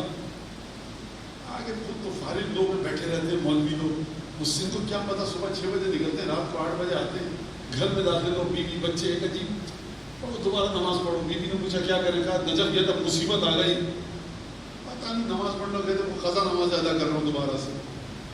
دل میں برے جذبات ہیں مرضی تقلید کے لیے، لیکن میں نے سارے اعمال اپنے دوبارہ دہرا دیے.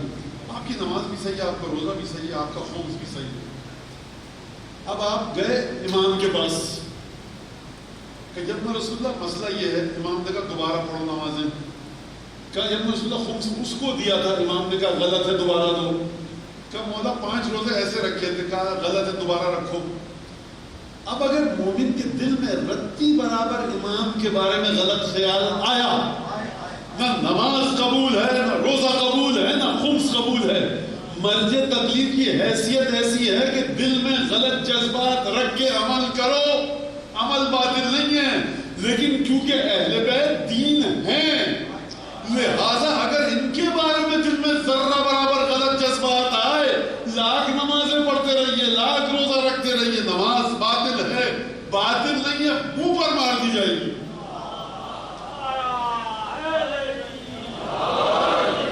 لہذا آپ نے توجہ کی. کوئی یہ کہے کہ مولانا نے اجازت دے دی مرجع تقلید کو جو برا بھلا کہنا ہے کہو. مثال آج کل یہ بھی تو مسئلہ ہے، کچھ صبح تک کلپ بن جاتا ہے. میں نے کہا نماز آپ کی جائز ہے، غلط خیال ہے، مطلب یہ دل میں آ گیا، نماز صحیح ہے لیکن مرجع تقلید. اچھا یہ ہوا کیا؟ ہوا یہ کہ ایک مرحلہ آتا ہے دین کا کہ جب دین سمجھنا بڑا مشکل ہو جاتا ہے ہر ایک کے لیے اور اس کو ہضم کرنا. بھائی رسول خدا گئے, کہا کہ غدیر خم کے مقام پر رک جاؤ, پالان شتر کا جو ہماری ہوتی ہے حدج ہوتا ہے اس کا ممبر بناؤ. واقعہ آپ کو پتا ہے, جو پیچھے رہ گئے ان کا انتظار کرو, آنے دو, اور جو آگے نکل گئے ان سے کہو واپس آئیں. آ گئے, چلچلاتی دھوپ, عرب کی دھوپ, مکے مدینے کی, اور معمولی کوئی جگہ نہیں ہے, اتنی شدید گرمی ہوتی ہے. اور پھر وہاں پہ آپ نے خطبہ دیا, طویل ترین خطبہ دیا, مولا کائنات کے ہاتھ پکڑ کے کھڑا کیا, کہ من کنت مولا فہذا علی مولا, اللہم والے من والا ہوں, جس کا میں مولا اس کا علی مولا. خدایا تو اس سے محبت کر جو علی سے محبت کرے, پروردگار تو اس کی مدد کر جو علی کی مدد کرے, پروردگار تو اس کو بے یار مددگار چھوڑ جو علی کی مدد نہ کرے. موالات کا مطلب پتہ ہے کیا؟ والے من والا. موالات کا اصل میں معنی یہ ہے کہ ایک چیز جو آپ انجام دیں اس کے بعد دوسری چیز فاصلہ نہ ہو.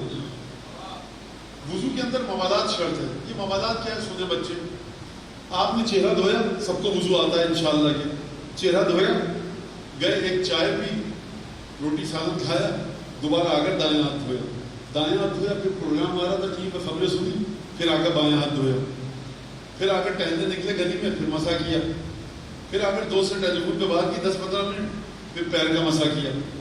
ورنہ کوئی کام نہیں کیا جو وضو توڑ دے. موالات نہیں ہے. مطلب کیا بولا نا, ایک کے بعد ایک آئے, بیچ میں کوئی چیز فاصلہ نہ ہو. موالات کا معنی سمجھے؟ پروردگار تو اس بندے سے موالات رکھ جو علی سے موالات رکھے. کیا مطلب؟ یعنی پروردگار جو بندہ تیرا اپنے اور علی کے بیچ میں کسی کو نہ لائے, تو اپنے اور علی کے بیچ میں, تو اس بندے اور اپنے بیچ میں کسی کو مت لا. یعنی اگر آپ نے اپنے اور جناب امیر کے بیچ میں کسی کو برداشت نہیں کیا تو خدا کی رحمت براہ راست آپ تک اس طرح سے آئے گی کہ جس طرح سے دائیں ہاتھ کو دھونے کے بعد بائیں ہاتھ کو دھونے کے بعد سر کا مسا, سر کے بعد دائیں پیر کا مسا, دائیں پیر کے بعد بائیں پیر کا مسا, یعنی ایک کے بعد ایک چیزیں, کوئی فاصلہ نہیں ہوگا. رحمت الہی اس طرح آپ کو جکڑ دے گی, دبوچ دے گی, اپنی باہوں میں لے لے گی کہ آپ کی اور رحمت الہی کے درمیان کوئی فاصلہ نہیں ہوگا.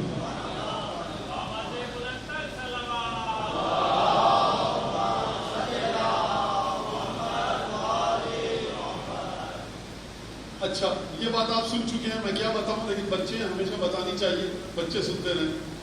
رسول خدا رک گئے, غدیر خم کے مقام پر رک گئے, کہا جو آگے نکل گئے پیچھے بلاؤ, جو پیچھے رہ گئے ان کو آگے لاؤ. اب میرا سوال ہے نوجوان بچوں سے, یا رسول اللہ مکے سے جب نکلے تو ساتھ نکلے تھے نا, ڈھول ہوتا تھا پہلے تب اس کو بجاتا تھا وہ,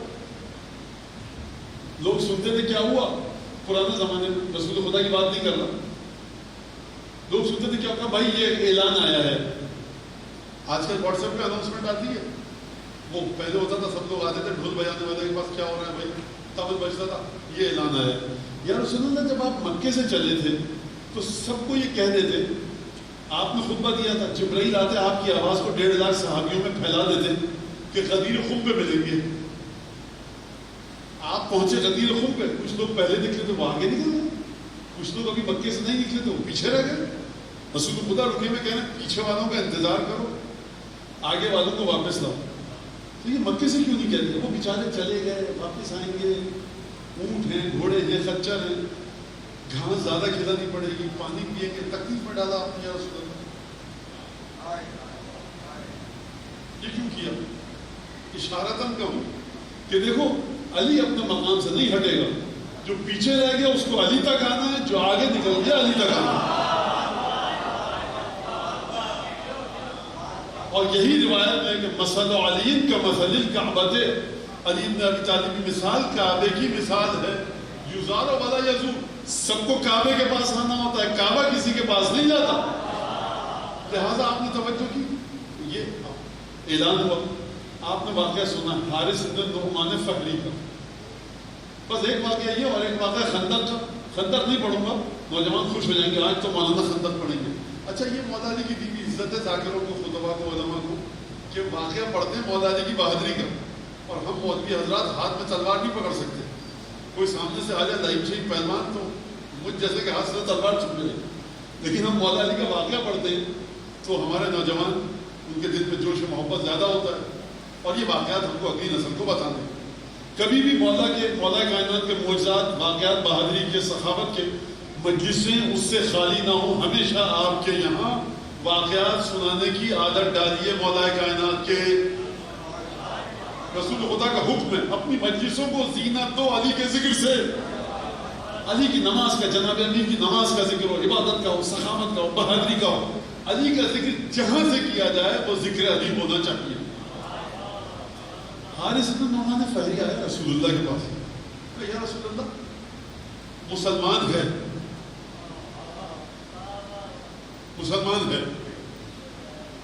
لیکن وہ دین جو پانچویں امام نے بتایا اس دین کو سمجھیے کہ جو پانچویں امام نے دین کو بتایا اپنے نانا رسول اللہ کی شہادت کے کوئی 110-120 سال کے بعد، تو اس دین کو سمجھیے۔ نماز روزہ کرتا ہے، لیکن رسول کے، میں نے کیا کہا تھا، مرض تقدیر کے بارے میں برے جذبات آئیں کوئی حرج نہیں ہے۔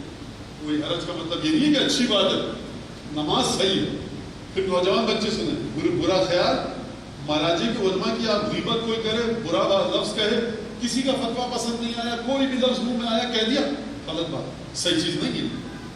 حرمت کا خیال کریں، آپ کو نہیں پسند آ رہا فتویٰ، آپ عمل نہ کیجئے، آپ کا مرض تقلید نہیں ہے، لیکن برا لفظ کہنا یہ آپ کے علماء ہیں۔ شریف لوگ اپنے گھر کی باتیں باہر جا کے نہیں کرتے، یہ ہمارے علماء ہیں، ہمارے گھر کی بات گھر کے سامنے نہیں کرنی چاہیے۔ باہر گیا، یا رسول اللہ، مثال یاد ہے نا، دل میں برے جذبات، یا رسول اللہ آپ نے کہا نماز پڑھ لی، آپ نے کھانا کھا بھی کرو کر لیا، زکوٰۃ دو، حج کرو، جو واجب کرتے گئے آپ کہتے گئے ہم کرتے گئے، یہ جو آپ نے علی کی ولایت کو واجب کیا ہے یہ آپ کی طرف سے، اللہ کی طرف سے؟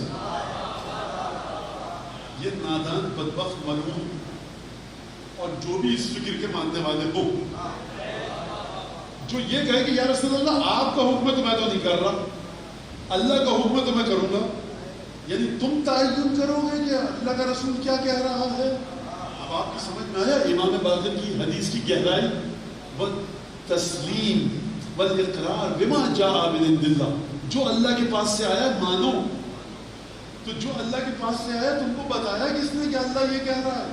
ہمارے نانا نے تو بتایا، جس نے تم کو بتایا خدا ہے، تم اسی سے جا کر کہہ رہے ہو کہ تم کہہ رہے ہو یا خدا کہہ رہا ہے؟ خدا در مصطفیٰ کے علاوہ کہیں اور سے نہیں ملے گا، توجہ فرمائی آپ نے۔ لہذا رسول خدا کو سلام ہے، عظمت رسول پر، رسول خدا کی قبر کی خاک پر سلام، قدموں کی خاک پر سلام، بلند آواز سے درود بھیجیں۔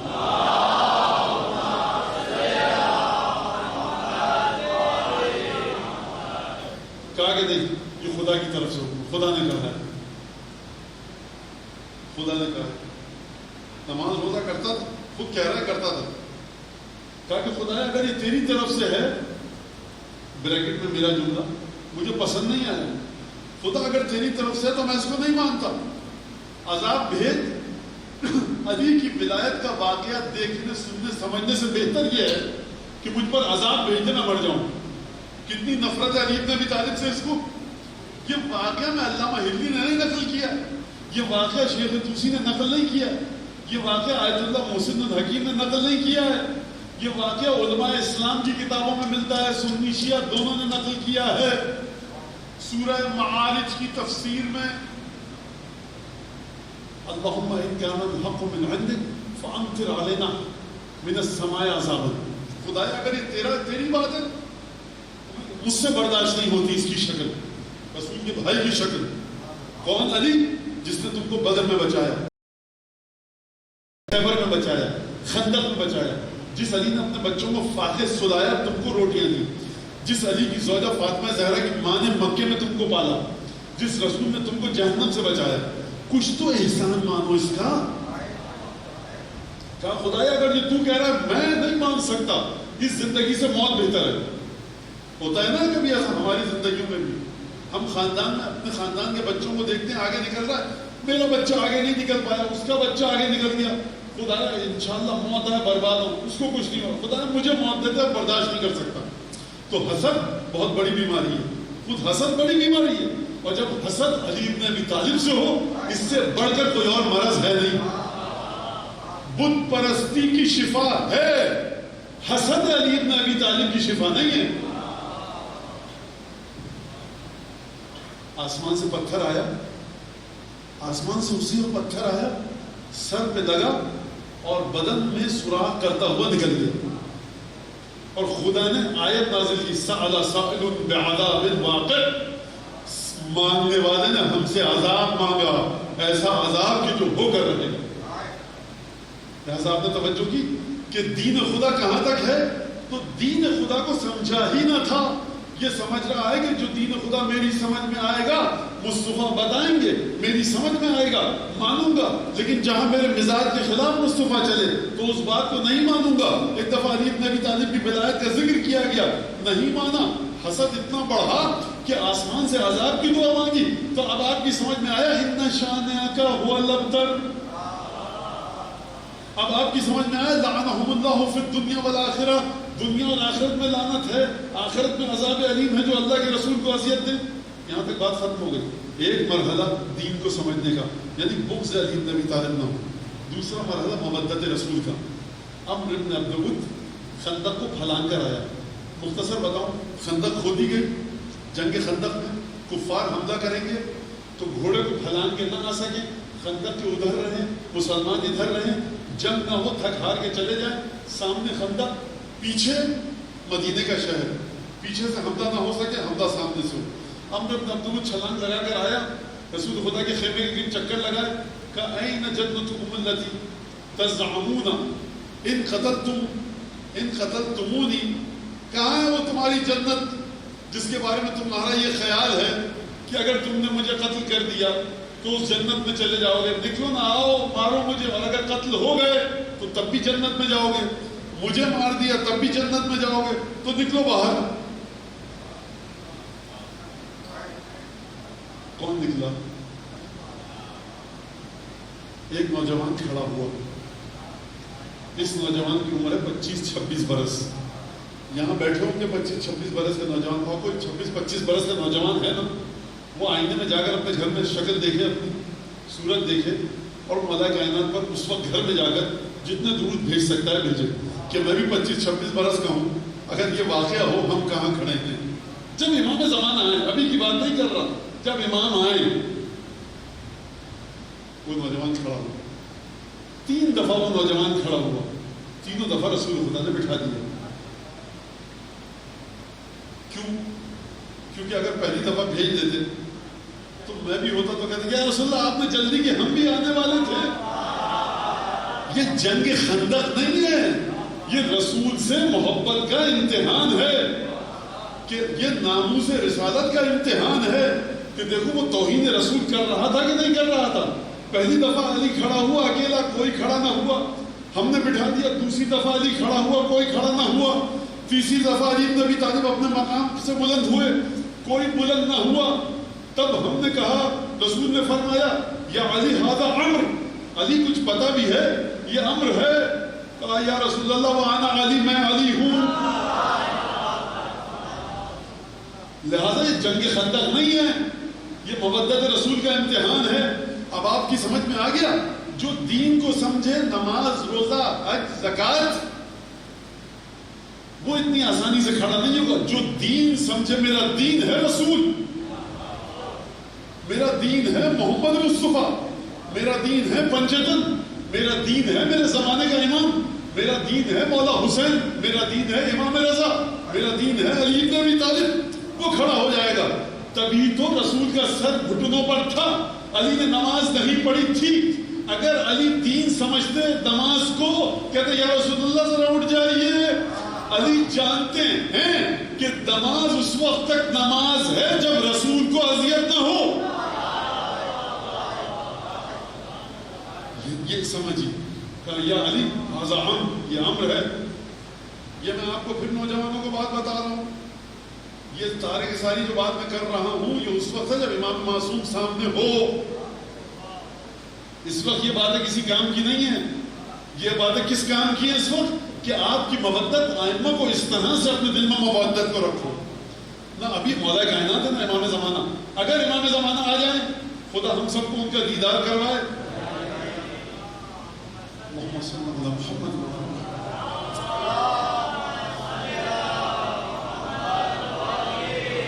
بس میں آخری واقعہ اس بات کو سمیٹ کے مسائل کی طرف آتا ہوں. اگر آ جائیں میں نماز پڑھ رہا ہوں, امام زمانہ مجھ سے کہیں ادھر آنا ذرا صاحب, میں اشارہ کروں مطلب ابھی پہلی رکعت ہے, امام کہیں آ جاؤ دوسری رکعت. میں قرآن پڑھ رہا ہوں, مطلب ادھر آ جاؤ آدھی سورہ یاسین بھی ختم کر کے آتا ہوں. میں تقریر کر رہا ہوں, امام کہ ہمارے پاس مطلب بری بات ہے, صحیح نہیں ہے, میں آدھی تقریر چھوڑ کے نہیں آ سکتا. میں ماتم کر رہا ہوں, امام کہیں آ جاؤ, میں ماتم کر رہا ہوں, میں زنجیر مار رہا ہوں. دنیا کا جو کام کر رہے ہو امام کا حکم آیا وہ کام ادنا ہے, امام کی مرضی اعلیٰ ہے. اس بات کو سمجھ. لیکن جب امام ہو کہ میں جو ساری باتیں کروں وجود امام کے مطابق ہے, لہذا امیر المومنین گئے 3 دفعہ کھڑا کیا, علی بن ابی طالب کو بلند ہونے کی اجازت دی, کوئی نہ نکلا. اس کا مطلب کیا ہے؟ اس کا مطلب ہے علی بن ابی طالب مانتے ہیں کہ میرا دین رسول خدا ہے, اور یہ جو آپ کا عقیدہ ہے کہ ہمارا دین پنجتن ہے, لہٰذا یہ سنت رسول اللہ ہے, یہ سنت امیر المومنین ہے. لہٰذا جب بھی اہل بیت کی بات کی جاتی ہے آپ کے دل میں سکون کیوں آتا ہے؟ کیونکہ خدا کے ذکر سے ہی اطمینان آتا ہے. اہل بیت کا ذکر خدا کا ذکر, اہل بیت ہے خدا کا دین, جو چیز نکلے گی یہاں سے. اور کل میں آیت پڑھ چکا آپ کے سامنے, لہٰذا زیادہ زحمت نہیں دینی آپ کو, بہت وقت لیا آپ کا, اور خدا آپ کے قدموں پر رحمت نازل کرے جو آپ چل کر آئے اتنی زحمتوں کے بعد. مختصر گفتگو. ایسا نہیں گرامی, کربلا میں جو ایک دکھ اور تکلیف امام حسین علیہ السلام نے اٹھائی ہے وہ جناب سیدہ کی نگاہوں کے سامنے ہے, اور روایات کے مطابق ایک ایک چیز کو ہمیں زندہ رکھنے کا حکم دیا گیا ہے. ایک ایک چیز کو, ایک ایک چیز کے مسائل پڑھنے کا حکم دیا گیا. سید الشہداء کی جو پیاس ہے نا, پیاس, اس کو ہمیشہ زندہ رکھیں. جب بھی عشرہ ہو, خمسہ ہو, ایک نوحے میں پیاس کا ذکر ضرور ہو. مولا حسین کی پیاس کو ضرور یاد کریں. جو ایک گھونٹ پیے گا پانی کا امام حسین کی پیاس کو یاد کر کے اور قاتل پر لعنت بھیجے گا, چھٹے امام فرماتے ہیں خدا اسے 5 لاکھ مختلف تحفے عطا فرمائے گا. 5 لاکھ تحفے ایک گھونٹ. جب جناب جبرائیل علیہ السلام نے جناب آدم کو مولا حسین کے مصائب کا ذکر سنایا اور حسین ابن علی کی پیاس کا ذکر کیا, تو جناب آدم کے سامنے سوال آیا کہ آخری نبی کے چھوٹے نواسے کو کتنی پیاس لگ رہی ہوگی شہادت کے وقت. جناب جبرائیل نے کہا کہ اتنی پیاس لگے گی کہ حسین کی آنکھوں کے آگے شدت پیاس کی وجہ سے دھواں سا چھا جائے گا, حسین کو کچھ دکھائی نہیں دے گا. یہ پیاس کی شدت کتنی زیادہ تھی کہ بی بی سکینہ کا جو جملہ مقتل میں ملتا ہے, جب مولا حسین کا ذوالجناح شہادت کے بعد آیا تو یہ شہزادی, معصوم شہزادی, کمسن شہزادی اپنی پیاس کو بھول کر کیا پوچھا تھا ذوالجناح سے, میرے بابا کے ذوالجناح مجھے یہ بتا, جب میرے بابا کا گلا کاٹا گیا تو میرے بابا کو پانی دیا گیا یا پیاسا شہید کیا گیا؟ ایک دفعہ راوی کہتا ہے کہ ہم کوفہ سے شام کی جانب چلے, تمام شہداء کے سروں کو ہم نے صندوق میں بند کیا, حسین کے گھر کی مستورات ہمارے ساتھ, رات کا وقت آیا, ہم نے ایک جگہ پڑاؤ ڈالا.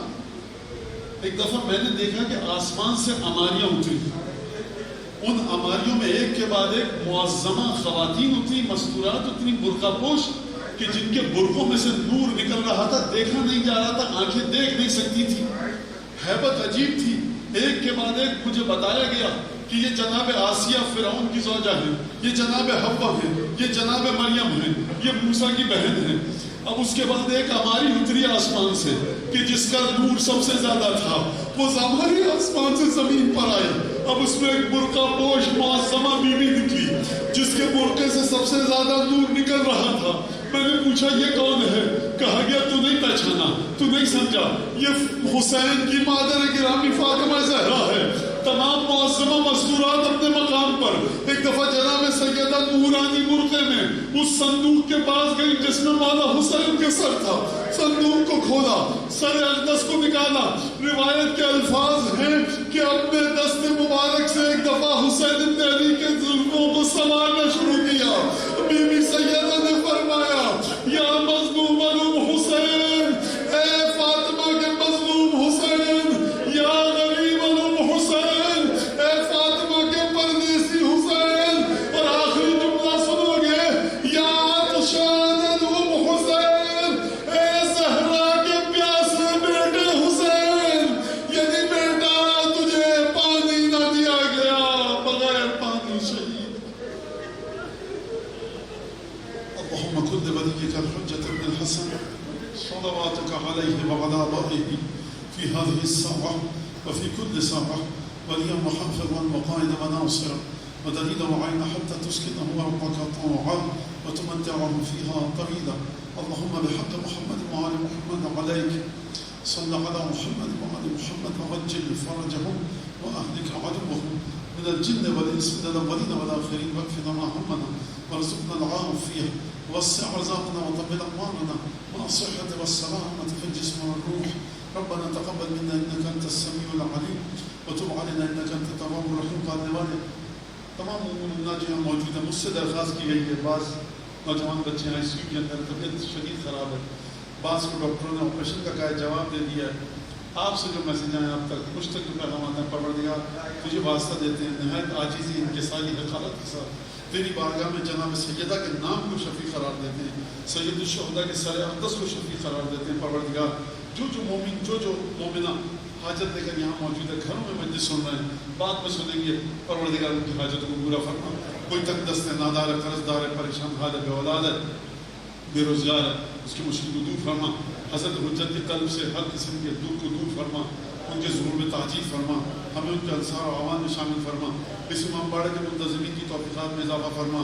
جو اس امام باڑے میں خدمت کرتے تھے, دنیا سے چلے گئے, مرحوم ہو گئے, امام حسین کی شفاعت نصیب فرما. جو موجود ہیں صحت سلامتی توفیقات علوم عطا فرما. جو مومنین یہاں موجود ہیں ان کو صحت سلامتی علوم توفیقات عطا فرما. جو ہمیں اسکاؤٹ رضاکار, اسی طرح سے جو پولیس کے افسروں کو اور جوانوں کو دیکھا میں نے, جو پولیس کے افسر جوان کی خدمت انجام دے رہے ہیں, پروردگار ان کے رزق میں وسعت برکت عطا فرما. جو حکومت کے جو ادارے ہیں یہاں پر, جو بھی حکومت کے ادارے مدد کر رہے ہیں مجالس کے سلسلے میں, ان کی توفیقات میں اضافہ فرما. پروردگار جو مملکت پاکستان کو نقصان پہنچا رہے ہیں, نیست و نابود کرنے پر تلے میں, جو زبان بولتے ہیں, جس فرقے سے ہیں, جس لباس میں ہیں, جس صوبے میں رہتے ہیں, پروردگار ان کو نیست و نابود فرما. پروردگار جو پاکستان کو معاشی, اقتصادی, سیاسی لحاظ سے کمزور کر رہے ہیں, جلد از جلد انہیں دنیا اور آخرت میں ذلیل و رسوا فرما, موت سے ہمکنار فرما. پروردگار مملکت پاکستان کی ترقی عطا فرما. ہمارے مراجع اعظام, علماء, فضائل, نجف, قوم, دیگر جہاں جہاں مدارس ہیں, علماء ہیں, خدمت کر رہے ہیں, پروردگار ان کو طول عمر سے سلامتی عطا فرما. دعاؤں کی قبولیت کے لیے ایک دفعہ بلند آواز سے درود.